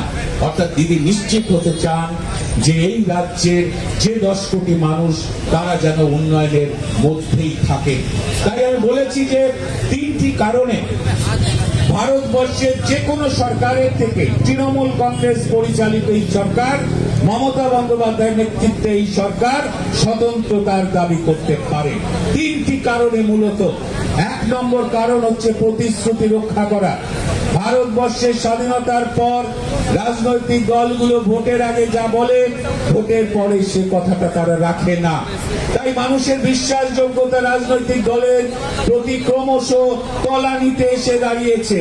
ভোটের আগে বলে, ভোটের পরে সেটা রাখে না। তাই দেখবেন যে এখনো যদি একটা চলচ্চিত্র তৈরি হয়, সেই চলচ্চিত্রে যদি কোনো পলিটিক্যাল ক্যারেক্টার থাকে, সেই পলিটিক্যাল ক্যারেক্টার ভিলেনের চরিত্রে থাকে। নায়কের চরিত্রে দেখেছেন কোনো পলিটিক্যাল ক্যারেক্টার? দেখবেন না। দেশের মানুষের কাছে রাজনৈতিক অবস্থানটা স্বাধীনতার পর এরকম একটা জায়গায় এসে দাঁড়িয়েছে। সেই জায়গায় দাঁড়িয়ে মমতা বন্দ্যোপাধ্যায় 11 সালের পর দেখালেন যে ভোটের আগে একটা দল যত প্রতিশ্রুতি দেয়, ম্যানিফেস্টো আকারে, ইস্তাহার আকারে 1, 2, 3, 4 করে তিনি সবটা পূরণ করে দিয়েছেন। 16 সালের আগে যা বলেছেন সবটা করে দিয়েছেন। 21 সালের আগে যা বলেছেন সবটা করে দিয়েছেন। প্রতিশ্রুতি রক্ষায় তৃণমূল কংগ্রেস 1 নম্বর ভারতবর্ষ। 2 নম্বর হচ্ছে যে তিনি যা প্রকল্প তৈরি করেছেন সেই প্রকল্পকে সার্বজনীন করেছেন। অর্থাৎ যতগুলি প্রকল্প আছে প্রতিটি প্রকল্প সকলে পাবে। এই প্রকল্পগুলি কারো মুখ দেখে কাউকে পাইয়েও দেওয়া যায় না, কাউকে বঞ্চিত করা যায় না। অর্থাৎ সার্বজনীন। লক্ষ্মীর ভান্ডার আজকে 2,90,00,000 লক্ষ্মীর ভান্ডার পাবে, জেনে রাখুন। 2 কোটি ছিল, দিদি আরো বাড়িয়ে দিলেন। আজকে 68 লক্ষ কন্যাশ্রী। সবাই কে কোন দল করে, কোন দলে বিশ্বাস করে, কার মিছিলে হাঁটে, এইসব দিদি কখনো দেখেন না। দিদি যা করেছেন সবার জন্য, সার্বিক করেছেন। তৃতীয় হচ্ছে প্রকল্প তো সবাই তৈরি করেন, কিন্তু সেই প্রকল্প পৌঁছলো কিনা কোনো সরকার দেখে না। কিন্তু আমাদের সরকার দুয়ারে সরকারের মাধ্যমে প্রকল্প যাতে প্রতিটি মানুষের কাছে পৌঁছয় সেটাকে নিশ্চিত করে। এই 3টি কারণে আমাদের সরকার উৎকৃষ্ট যে কোনো সরকারের থেকে। তাই তিনি সবার জন্যই করেছেন। তো এইখানে দাঁড়িয়ে তিনি যা করেছেন সবার জন্য করেছেন। একটা কোন হাই স্কুলের প্রধান শিক্ষককে গিয়ে তৃণমূল কংগ্রেসের কোন নেতার ক্ষমতা নেই বলা যে মাস্টারমশাই আপনার 9-এ পরে ওই ছেলেটির বাবা বিজেপি বা সিপিএম এর মিছিলে হেঁটেছিল, ও যেন সবুজ সাথীর সাইকেল না পায়। না, দিদি এই অধিকার কিন্তু আমাদের কাউকে দেননি। তিনি বলেছেন সবার উপরে মানুষ সত্য, তাহার উপরে নাই। তিনি এভাবে কাজ করেছেন। আজকে তাই পশ্চিমবঙ্গে বাংলার মানুষ আজকে মমতা বন্দ্যোপাধ্যায়ের সঙ্গে থাকে। তাই গত 21-এর নির্বাচনে তৃণমূল কংগ্রেসকে হারানোর জন্য দিল্লি থেকে প্রধানমন্ত্রী এলেন, স্বরাষ্ট্রমন্ত্রী এলেন, বিজেপির বড় বড় মুখ্যমন্ত্রীরা এলেন, কেন্দ্রীয় মন্ত্রীরা এসে একটা নিউ টাউনে 5 তারা হোটেল বুক করে হেলিকপ্টারে করে সারা বাংলা ঘুরে ঘুরে তারা একটা এমন আবহাওয়া তৈরি করার চেষ্টা করেছিলেন যে তৃণমূল আর জিতবে না, বিজেপি ক্ষমতায় আসবে। মনে আছে আপনাদের? প্রিন্ট মিডিয়াকে করায়ত্ত করলেন, সোশ্যাল মিডিয়ায় মিথ্যে ভিডিও তৈরি করে ভাইরাল করলেন, ধর্মীয় বিভাজনের চেষ্টা করলেন বিজেপি, মমতা বন্দ্যোপাধ্যায় অভিষেক বন্দ্যোপাধ্যায়ের নামে কুৎসা করলেন। অর্থাৎ নির্বাচনে যতগুলি কৌশল আছে, যত ক্ষমতা ভারতবর্ষে আছে বিজেপির, সবটা 21-এর নির্বাচনের আগে ব্যবহার করেছিল বিজেপি। লাস্ট মিটিং করলেন অমিত শাহ 21-এর আগে বাংলায়, বললেন কি যে 200 আসন নিয়ে বিজেপি ক্ষমতায় আসবে, দিদি আর জিতবে না, বললেন আপকে বার 200 পার। অনেকে আতঙ্কিত হলো, অনেকে ভয় পেয়ে গেলেন, অনেকে ব্যাগপত্র গুছিয়ে বিজেপিতে চলে গেলেন। আজকের বিরোধী দলনেতা তাড়াতাড়ি চলে গেলেন বিজেপিতে ভয় পেয়ে যে বিজেপি নাকি ক্ষমতায় আসবে। কিন্তু 2021-এ ভোটের দিন বাংলার মানুষ ইভিএম মেশিনের সামনে দাঁড়িয়ে জোড়া ফুলের বোতাম টিপতে টিপতে বলেছিল, অমিত জি আপকে বার 200 পার নয়, আপকে বার 200 মে হার। 200 সিটে বিজেপিকে হারিয়ে এই বাংলার দায়িত্ব তুলে দিয়েছিলেন তৃণমূল কংগ্রেসের হাতে। আমরা 2,88,00,000 ভোট পেলাম। স্বাধীনতার পর একক দল হিসেবে আগে কোন রাজনৈতিক দল এত ভোট বাংলার বুকে পায়নি। আমরা 7 লক্ষ ভোটের ব্যবধানে বিজেপিকে পরাজিত করলাম। শাসক দলের সাথে বিরোধী দলের ভোটের পার্থক্য আগে কখনো বাংলার বুকে হয়নি। অর্থাৎ যত বাংলার কৃষ্টি সংস্কৃতিকে আক্রমণ করলো বিজেপি, যত মমতা বন্দ্যোপাধ্যায়ের নামে কুৎসা করলো বিজেপি, তত বাংলার মানুষ জোট বেঁধে সংঘবদ্ধ হয়ে তৃণমূল কংগ্রেসকে শক্তি দিয়েছিল, বিজেপিকে পরাভূত করেছিল। তাই বিজেপিকে ভয় পাওয়ার কোনো কারণ নেই। আগামী 24-এর যে ভোট, সেই ভোটে মমতা বন্দ্যোপাধ্যায়ের নেতৃত্বে আমরা লড়ছি। এই বিজেপির বিরুদ্ধে আপসহীন সংগ্রাম করছেন যিনি, তার নাম মমতা বন্দ্যোপাধ্যায়। আজকে 21 লক্ষ জব কার্ড হোল্ডার, 21 লক্ষ জব কার্ড হোল্ডার 2 বছর কাজ করেছে, সেই টাকা আটকে রেখেছে। এটা শুধু নয়, 4বার ভারতবর্ষে 38 কোটি 39 কোটি শ্রম দিবস তৈরি করে প্রথম হয়েছে যে পশ্চিমবঙ্গ, সেই পশ্চিমবঙ্গকে আজকে 100 দিনের কাজ থেকে বঞ্চিত করেছে কেন্দ্রীয় সরকার, কারণ তারা 21-এ জিততে পারে না। আজকে 2,56,00,000 জব কার্ড হোল্ডার আছে পশ্চিমবঙ্গে, তার মধ্যে 99.6% আধার লিঙ্ক করা আছে এবং জব কার্ডের টাকা সব সময় অনলাইন অ্যাকাউন্টের মাধ্যমে ওই ব্যক্তির কাছে পৌঁছয়। ফলে দুর্নীতি করার কোনো জায়গার স্কোপ নেই, ভুয়ো জব কার্ডের কোনো স্কোপ নেই। 99.6% জব কার্ড আধার লিঙ্ক করা পশ্চিমবঙ্গে, তাকে টাকা আটকে রেখেছে। অর্থাৎ প্রতি বছর 11,000-12,000 কোটি টাকার 100 দিনের কাজ থেকে 2 বছর বঞ্চিত পশ্চিমবঙ্গ। অর্থাৎ প্রায় 25,000 কোটি টাকা বঞ্চিত করেছে এই 100 দিনের কাজে কেন্দ্রীয় সরকার। আমাদের 39 লক্ষ পাকা বাড়ি তন্ন তন্ন করে 156টা কেন্দ্রীয় টিম পঞ্চায়েতে ঘুরেছে, ঘুরে 100 দিনের কাজের কোথায় দুর্নীতি আছে, কোথায় আবাস যোজনার দুর্নীতি আছে খুঁজে বেরিয়েছে। কিন্তু একটা রিপোর্ট করেছে, একটা রিপোর্ট তারা সামনে আনতে পেরেছে যে কোন পঞ্চায়েতে দুর্নীতি হয়েছে। আমরা বলেছি যদি কোনো পঞ্চায়েত দুর্নীতি করে আপনারা এফআইআর করুন, আপনারা তাকে জেলে ঢুকিয়ে দিন, কিন্তু বাংলার যে 2,56,00,000 জব কার্ড হোল্ডার আছে তারা সবাই চোর হতে পারে না। যে 21 লক্ষ জব কার্ড হোল্ডার 2 বছর কাজ করে টাকা পায়নি, তারা কি সবাই চোর হতে পারে? এই টাকা আপনি আটকে রাখতে পারেন না, সেই টাকা আটকে রেখেছে। 39 লক্ষ মাটির বাড়ির তালিকা কেন্দ্র বলল 2 বছর আগে, অনুমোদন করলো কত? 11,36,000 মাটির বাড়ির তালিকা অনুমোদন করে দিল। তারপর সেই টাকাটা দিল না 2 বছর ধরে। কিন্তু এই টাকা তো নরেন্দ্র মোদীর পকেটের টাকা নয়, এটা বিজেপির বাবার টাকাও নয়, এটা বাংলার মানুষের অধিকারের টাকা।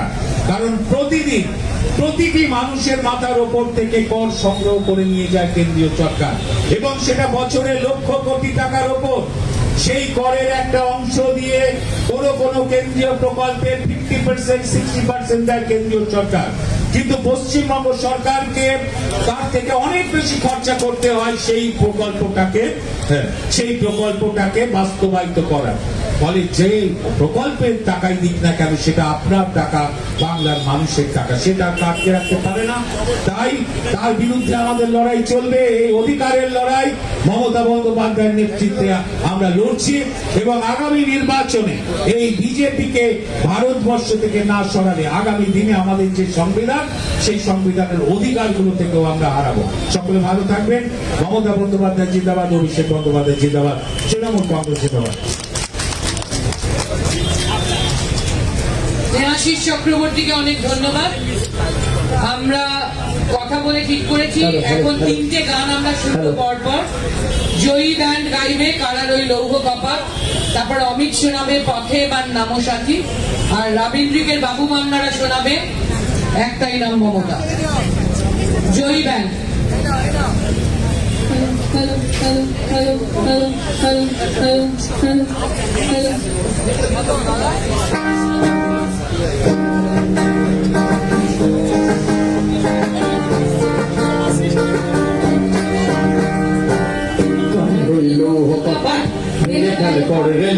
রক্ত জমাট শিকল পূজার পাশান বেদি রক্ত জমাট শিকল পূজার পাশান বেদি ওরে ও তরুণ নিশান বাজা তোর প্রলয় নিশান বংশ নিশান কাশির ফাঁসুর কাশির বেদি রইল কপাট রক্ত জমাট শিকল পূজার পাশান বেদি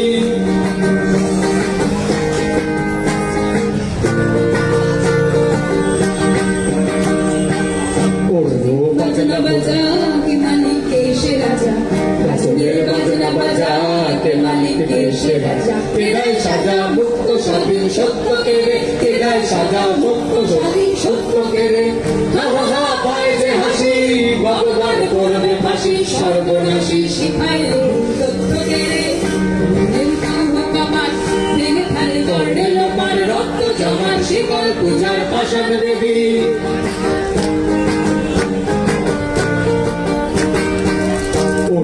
পাগলা ভোলা ভোলাই ভোলা ওরে ও পাগলা ভোলা ভোলাই গাড়ি ধুলা জোরসে ধরে ঘাস কাটানে কারণ ধুলা জোরসে ধরে ঘাস কাটানে মার হা ভাই দাড়ি হা কাঁদলে দুন্দুবিড়া গাগরেডা মৃত্যুকেরা জীবন পানে কপাট ভেঙে ফেল করলে লোপার রক্ত জমান শিকল পূজার পাশান দেবী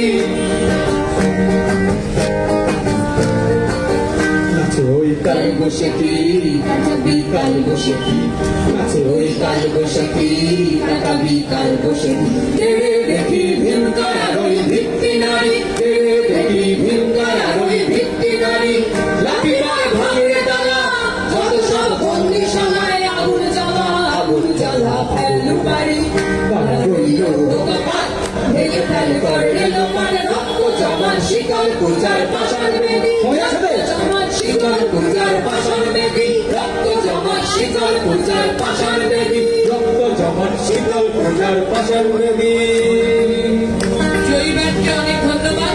অমিত, পথে এবার নামো সাথী। তাড়াতাড়ি তাড়াতাড়ি। রবীন্দ্রিক রেডি হও, একটাই নাম মমতা।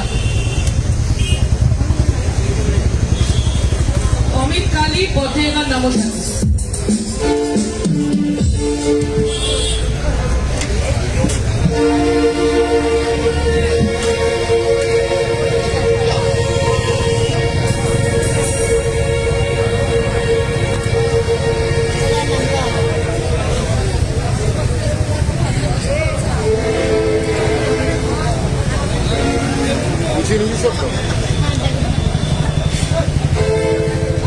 হ্যালো, নমস্কার।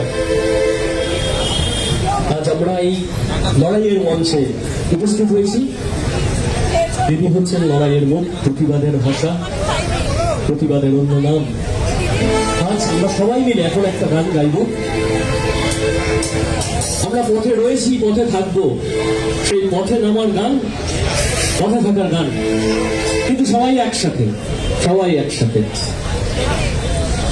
পথে এবার নামো সাথী, পথেই হবে পড়ছে না। পথে এবার নামো সাথী, পথেই হবে পড়ছে না।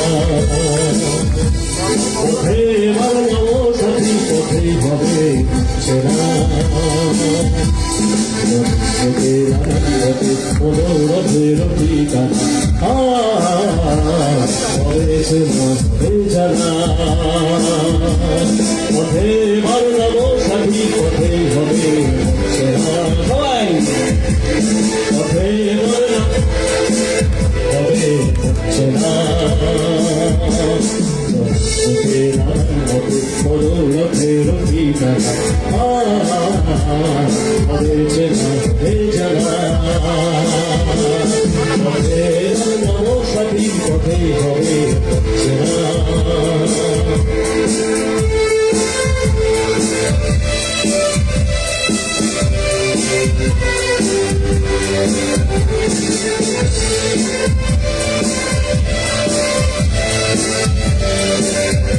সবাই একসাথে হাততালি করুন।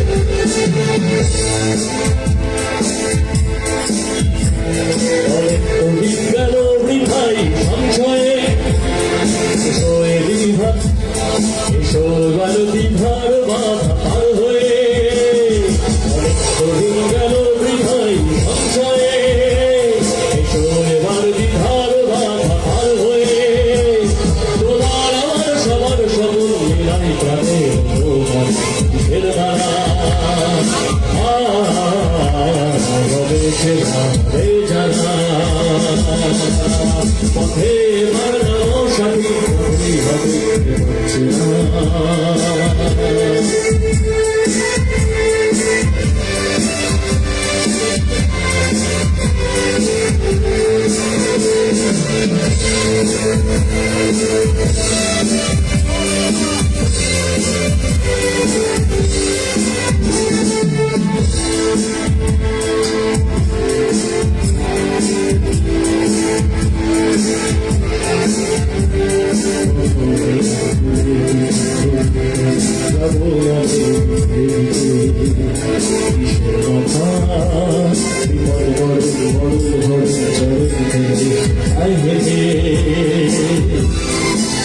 তোমার শোষণ বাঁধন ভাঙব না, তোমার দেশ সবার ছাড়া তো জানব না। তোমার শোষণ বাঁধন ভাঙব না, তোমার দেশ সবার ছাড়া তো জানব না। বড় এই আকাশ বাতাস হবে আসর কিসের মালা হয়েছে হবে যারা। পথে আর নামো সাথী, পথেই হবে পড়ছে না। পথে নাম হবে অনুরোধের ঠিকানা হয়েছে হবে যারা। পথে আর নামো সাথী, পথেই হবে পড়ছে না। পথে আর নামো সাথী বাবা। জয় বাংলা। অমিত শাহকে অনেক ধন্যবাদ। এবার রবীন্দ্রিক এবং বাবু মান্নারা গাইবেন। একটাই নাম মমতা। বাবু মান্নারা রবীন্দ্রিকের সঙ্গে সন্দীপ গাঙ্গুলির সাথে রবীন্দ্র ভারতী বন্ধুরা এসেছে। রবীন্দ্রিক ও বাবু মান্নাকে গান গাইতে অনুরোধ করছি। লড়াইয়ের পথে লড়াই চলেছে গলি থেকে রাজপথে। অসহায় শ্রমিক খেটে মরে দেখো রাজার জাতা কলে। অনাহারে মরে শ্রমিক কৃষক, পাওনা টাকায় মন্দির। আমি তুমি ভাই সবাই শিকার, প্রধান ষড়যন্ত্রী। ধর্মটরি অনেক হলো, এবার চাই ভাত। প্রাপ্য মোদের দাও বুঝিয়ে কাটুক আধার রাত।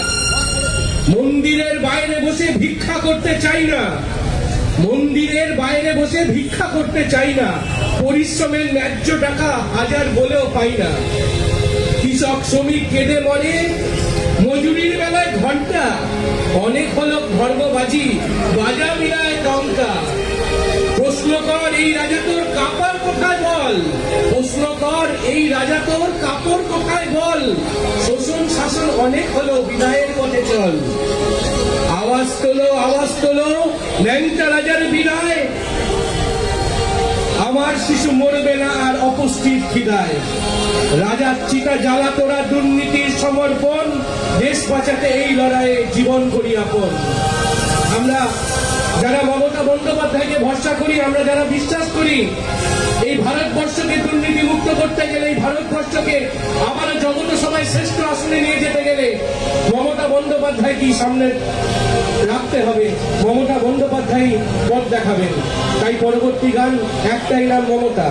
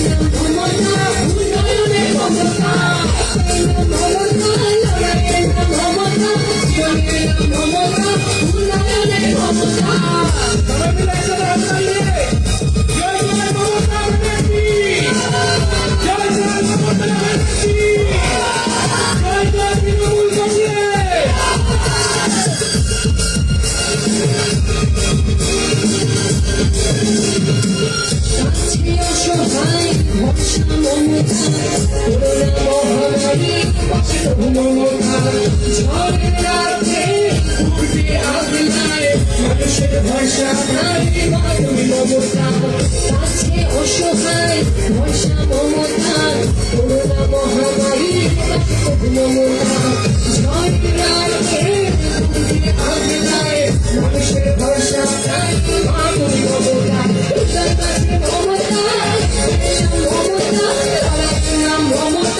উন্নয়নের মমতা, মমতা মমতা, উন্নয়নের মমতা। জয় জয় মমতা ব্যানার্জি, জয় জয়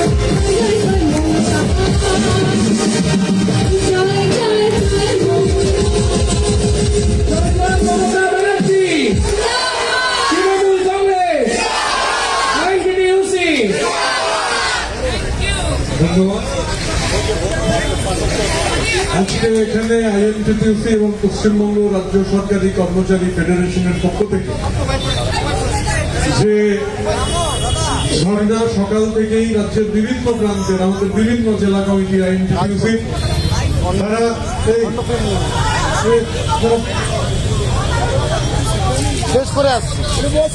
তারা হচ্ছে বিভিন্ন আমাদের জেলাগুলো তারা মিছিল করে এসেছেন। সকাল থেকে বিভিন্ন প্রান্তের শ্রমজীবী মানুষের ধারাবাহিক জমায়েত এই ধর্ণা মঞ্চে হয়েছে।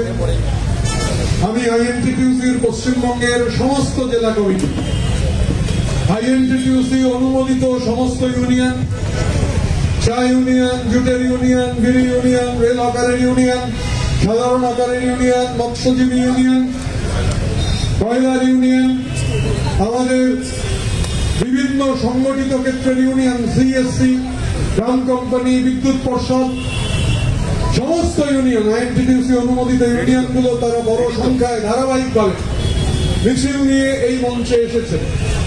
গত 2রা ফেব্রুয়ারি লড়াইয়ের যে অঙ্গীকার নিয়ে জননেত্রী মমতা বন্দ্যোপাধ্যায় এই ধর্ণা শুরু করেছিলেন, বাংলার মানুষের ন্যায্য টাকা, হকের টাকা, প্রাপ্য টাকা, দয়া দাক্ষিণ্যের টাকা নয়, ভিক্ষার টাকা নয়, অধিকারের টাকা। এই অধিকারের টাকা যারা আটকে রেখেছে, যারা মনে করছে এই টাকাটা তাদের বাবার টাকা, আর বাংলার মানুষ জানেন যে এই টাকাটা বাংলার মানুষের হকের টাকা, এই টাকা কারোর বাবার টাকা নয়। সেই টাকা আদায়ের যে লড়াই, আপনারা জানেন জননেত্রী মমতা বন্দ্যোপাধ্যায়ের অনুপ্রেরণায় আমাদের সেনাপতি শ্রী অভিষেক বন্দ্যোপাধ্যায় তার নেতৃত্বে দিল্লিতে এই লড়াই কি মেজাজে সেই লড়াই হয়েছিল। তারপরে রাজভবনের সামনে সেই লড়াই, এখানে দাঁড়িয়ে জননেত্রী মমতা বন্দ্যোপাধ্যায় এই ধর্ণা 2 দিন তিনি ছিলেন। তারপরে তৃণমূল যুব কংগ্রেস, তৃণমূল ছাত্র পরিষদ, তৃণমূল মহিলা কংগ্রেস গতকাল, আজকে আমরা শ্রমজীবী মানুষরা আইএনটিটিউসি রাজ্য সরকারি ফেডারেশন কর্মচারীদের তারা এখানে মিলিত হয়েছে এই যে টাকা আদায়ের লড়াই। এবং বক্তারা বিস্তারিতভাবে বলেছেন, বারবার এই কথা উঠে এসেছে। আইএনটিটিউসির প্রতিষ্ঠাতা সভাপতি শোভনদেব চট্টোপাধ্যায় তার বলবার সময় বলেছেন যে সর্বনাশা যে শ্রম কোড, দেশের 29টা শ্রম আইন বাতিল করে দিয়ে যে সর্বনাশা শ্রম কোড চালু হয়েছে, সেই শ্রম কোড আমাদের রাজ্যের মাটিতে কোনো অবস্থায় মানা হবে না, তা আমাদের নেত্রী বলে দিয়েছেন। 8 ঘন্টা কাজের অধিকারকে কেড়ে নিয়ে বাড়িয়ে 12 ঘন্টা করার জন্য চক্রান্ত। 300-র বেশি শ্রমিক কর্মচারী নেই এমন সংস্থায় কোন ধরনের অধিকার ট্রেড ইউনিয়নের হাতে থাকবে না, শ্রমিক কর্মচারীদের হাতে থাকবে না। এবং রুল ফরমেশন 2টো রাজ্য, বাংলা এবং তামিলনাড়ু, এবং আমাদের জননেত্রী মুখ্যমন্ত্রী মমতা বন্দ্যোপাধ্যায়ের নির্দেশে কেন্দ্রীয় যে শ্রম সম্মেলন, সেই শ্রম সম্মেলনে রাজ্যের শ্রমমন্ত্রী পরিষ্কার জানিয়ে দিয়েছেন, বাংলার মাটিতে এই কালা কানুন আমরা মানব না। এখন এই যে লড়াই, আজকে আমি সমস্ত শ্রমজীবী মানুষকে এই জন্য ধন্যবাদ, অভিনন্দন জানাবো।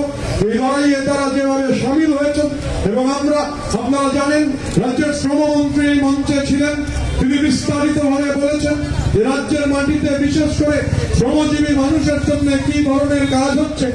আমাদের দেশে প্রতিদিন সংগঠিত ক্ষেত্রের শ্রমজীবী মানুষ কমে যাচ্ছেন, অসংগঠিত ক্ষেত্রের শ্রমজীবী মানুষ বাড়ছেন। 100 জন শ্রমজীবী মানুষের মধ্যে 7 জন সংগঠিত ক্ষেত্রে এই মুহূর্তে, 93 জন অসংগঠিত ক্ষেত্রে। আমাদের নেতা শ্রী অভিষেক বন্দ্যোপাধ্যায়ের নির্দেশে আমরা রাজ্যের বিভিন্ন ক্ষেত্রে একই স্টাইলের এই অসংগঠিত ইউনিয়নগুলো গঠন করেছি। অসংগঠিত ক্ষেত্রের ইউনিয়ন গঠিত হয়েছে কারণ আমাদের রাজ্যের মাননীয় মুখ্যমন্ত্রী তিনি অসংগঠিত শ্রমজীবী মানুষের জন্য যে কর্মসূচি নিয়েছেন, 1,64,00,000 অসংগঠিত শ্রমিক বিএমএসএসওয়াই প্রকল্পের আওতাভুক্ত হয়েছেন। আমি শুধু তথ্য দিয়ে বলি, এই যে বিএমএসএসওয়াই, এই বিএমএসএসওয়াই 2000 থেকে 2011 ছিল এসএসওয়াই। সেই সময় 30 টাকা দিতে হতো শ্রমিককে, 25 টাকা দিতেন রাজ্যের সরকার। মমতা বন্দ্যোপাধ্যায়ের মৌলিক পরিবর্তন ঘটালেন যে 1 পয়সা শ্রমিককে দিতে হবে না, সমস্ত পয়সা দেবে রাজ্যের সরকার। এবং 2000 থেকে 2011 আমাদের রাজ্যে বিএমএস এই এসএসওয়াই প্রকল্প যে ছিল, কত টাকা খরচা হয়েছিল? 2000 থেকে 2011 9,26,00,000 টাকা সেই সময় রাজ্য সরকার খরচ করেছিল। 2011 থেকে 2023-এর 31শে ডিসেম্বর কত টাকা খরচা হয়েছে? 2,346 কোটি টাকা। একটা প্রকল্পে 1,64,00,000 মানুষ নথিভুক্ত হয়েছেন। এই বিপুল পরিমাণ টাকা হচ্ছে খরচ করা হয়েছে। এই যে সামাজিক দায়বদ্ধতার কর্মসূচি, একের পর এক কর্মসূচি, জনগণের পাশে, শ্রমজীবী মানুষের পাশে দাঁড়াবার যে কর্মসূচি, সেই কর্মসূচি নিয়েই এই লড়াই। এই এত মানুষ আজকে এসছেন, শ্রমজীবী মানুষ, এই লড়াইয়ের প্রতি। এই যে মানুষের টাকা 20 লাখ 21 লাখ মানুষের টাকা গায়ের জোরে আটকে রেখে দিয়েছে, যেন বাবার সম্পত্তি টাকা দেবে না। মাননীয় মুখ্যমন্ত্রী জানেন, আপনারা বলেছেন যে ওরা টাকা না দিলে 21শে ফেব্রুয়ারি বাংলার পরতে পরতে জেগে থাকার দিন। ভাষার জন্য যে রক্ত দেওয়া যায়, 21শে ফেব্রুয়ারি না এলে বাংলার মানুষ, পৃথিবীর মানুষ জানতে পারত না। জননেত্রী বলে দিয়েছেন 21শে ফেব্রুয়ারির মধ্যে রাজ্যের সরকার দিল্লির ওরা টাকা না দিলে এই টাকা মিটিয়ে দেবেন। এই লড়াইকে এগিয়ে নিয়ে যেতে হবে, কারণ এই দিল্লিতে যে সরকার বিজেপিকে পরাজিত না করতে পারলে দেশের মানুষ বাঁচবে না, গণতান্ত্রিক প্রতিষ্ঠান বাঁচবে না, শ্রমজীবী মানুষের অধিকার থাকবে না। তাই এই যে লড়াই, জননেত্রী মমতা বন্দ্যোপাধ্যায়ের নেতৃত্বে, অভিষেক বন্দ্যোপাধ্যায়ের সভাপতিত্বে এই লড়াইকে শক্তিশালী করতে হবে। এই লড়াই দেশ বাঁচাবার লড়াই। এই মঞ্চ থেকে সকাল থেকেই বারে বারে আমাদের বক্তারা যারা এখানে বলেছেন, এই একই কথা উচ্চারণ করেছেন। আমরা বলছি, দেশ বাঁচাবার লড়াইয়ে মমতা বন্দ্যোপাধ্যায় হচ্ছেন সংগ্রামের বর্ষাফলক। তাই দেশ বাঁচাবার যে লড়াই, সেই লড়াইয়ের শপথ আমাদের নিতে হবে। শ্রমজীবী মানুষের এই ধর্ণা অবস্থান থেকে আমরা উচ্চারণ করব, ওড়িশির ছন্দে ভারতনাট্যমের মুদ্রায় সাঁওতালি মাদলে আর ভাঙ্গরার আলোড়নে জেগে উঠবে তুমুল উৎসবের রাত। সেই রাতে, সেই তারায় তারায় ফেটে পড়া মেহফিলের রাতে তোমরা ভুলে যেও না আমাকে। যার ছেঁড়া হাত, ফাঁসা জঠর, উপড়ে আনা কলজে, ফোটা ফোটা অশ্রু রক্ত ঘাম, মাইল মাইল অভিমান আর ভালোবাসার নাম স্বদেশ, স্বাধীনতা আর ভারতবর্ষ। জননেত্রী মমতা বন্দ্যোপাধ্যায়ের নেতৃত্বে, অভিষেক বন্দ্যোপাধ্যায়ের সেনাপতিত্বে এই লড়াই আমরা লড়ব, এই লড়াই আমরা জিতব। এই লড়াইয়ে লাখো লাখো মানুষের কালো মাথা থেকে শ্রমজীবীর উত্তাপ আমরা ছড়িয়ে দেব। হৃদয়ে আমার সাগর তোলার ছন্দ চাই, অশুভের সাথে আপোষবিহীন দ্বন্দ্ব চাই।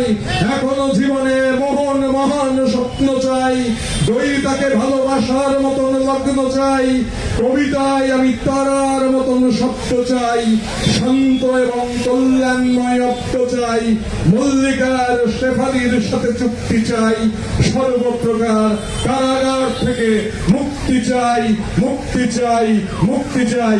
এই আসুন সবাই মিলে এই লড়াইয়ে মমতা বন্দ্যোপাধ্যায়ের হাত, অভিষেক বন্দ্যোপাধ্যায়ের হাত শক্ত করি। মমতা বন্দ্যোপাধ্যায়ের নেতৃত্বে, অভিষেক বন্দ্যোপাধ্যায়ের সেনাপতিত্বে আসুন আমরা এই লড়াইকে এগিয়ে নিয়ে যাই। সকলে ভালো থাকবেন। জয় হিন্দ, বন্দে মাতরম। আইএনটিটিউসি জিন্দাবাদ, জননেত্রী শ্রীমতী মমতা বন্দ্যোপাধ্যায় জিন্দাবাদ, শ্রী অভিষেক বন্দ্যোপাধ্যায় জিন্দাবাদ। জয় বাংলা।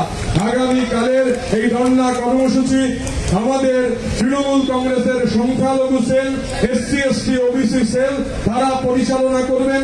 এখানে রাজ্য তৃণমূল কংগ্রেসের সহ সভাপতি জয়প্রকাশ মজুমদার রয়েছেন, এছাড়াও আমাদের অন্যান্য নেতৃত্বরা রয়েছেন। আমরা আগামীকালে এই যে আজকের ধর্ণা ব্যাটন এই শ্রমজীবী মানুষের হাত থেকে আইএনটিটিউসি এবং রাজ্য সরকারি কর্মচারী ফেডারেশন থেকে আগামীকাল যারা ধর্ণা পরিচালনা করবেন, সেই জন্য সংখ্যালঘু এবং SC ST OBC সেল আমরা রাজ্য তৃণমূল কংগ্রেসের সহসভাপতি জয়প্রকাশ মজুমদারের হাতে আনুষ্ঠানিকভাবে এই মাইক তুলে দিচ্ছি। বন্দে মাতরম, বন্দে মাতরম।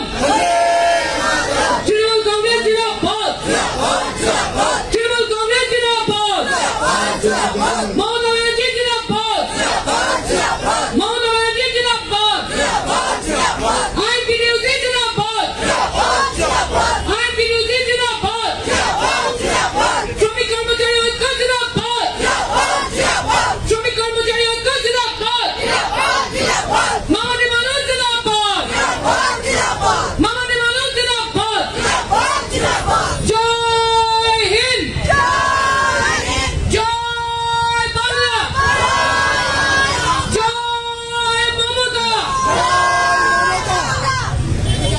জয়প্রকাশ দা। আজকে 6ষ্ঠ দিনের প্রতিবাদ কর্মসূচি, ধর্ণা কর্মসূচি আজকে সমাপ্ত হলো। ঋতব্রত বন্দ্যোপাধ্যায়ের নেতৃত্বে আইএনটিটিউসি, মানুষ ভূঁইয়ার নেতৃত্বে ফেডারেশনের তারা একসঙ্গে তারা এই কর্মসূচি করেছিলেন। 7ম দিন আসছে কাল এই কর্মসূচি এগিয়ে নিয়ে যাবেন। চলছে, একটু পরে করছি। সংখ্যালঘু সেল, তার সঙ্গে এসসি এসটি এবং ওবিসি সেল তৃণমূল কংগ্রেসের। আমি এখানে মোশাররফ হোসেন সংখ্যালঘু সেলের যিনি সভাপতি তাকে ডেকে নিচ্ছি। সবাই একটু ওয়াইডে দাঁড়ান। একটু সরে দাঁড়ান।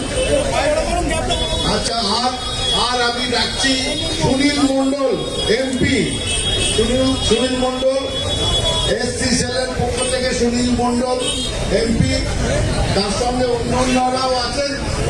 তাদের হাতে এই মঞ্চের দায়িত্ব এখন থেকে তাদের হাতে গেল। কালকে সকালবেলায় থেকে আবার অবস্থান কর্মসূচি শুরু হবে। এদের হাতে আজকে দায়িত্ব আনুষ্ঠানিকভাবে সমর্পণ করা হলো। ধন্যবাদ। আজকের গণঅবস্থান এই মুহূর্তে আমরা সমাপ্ত ঘোষণা করছি।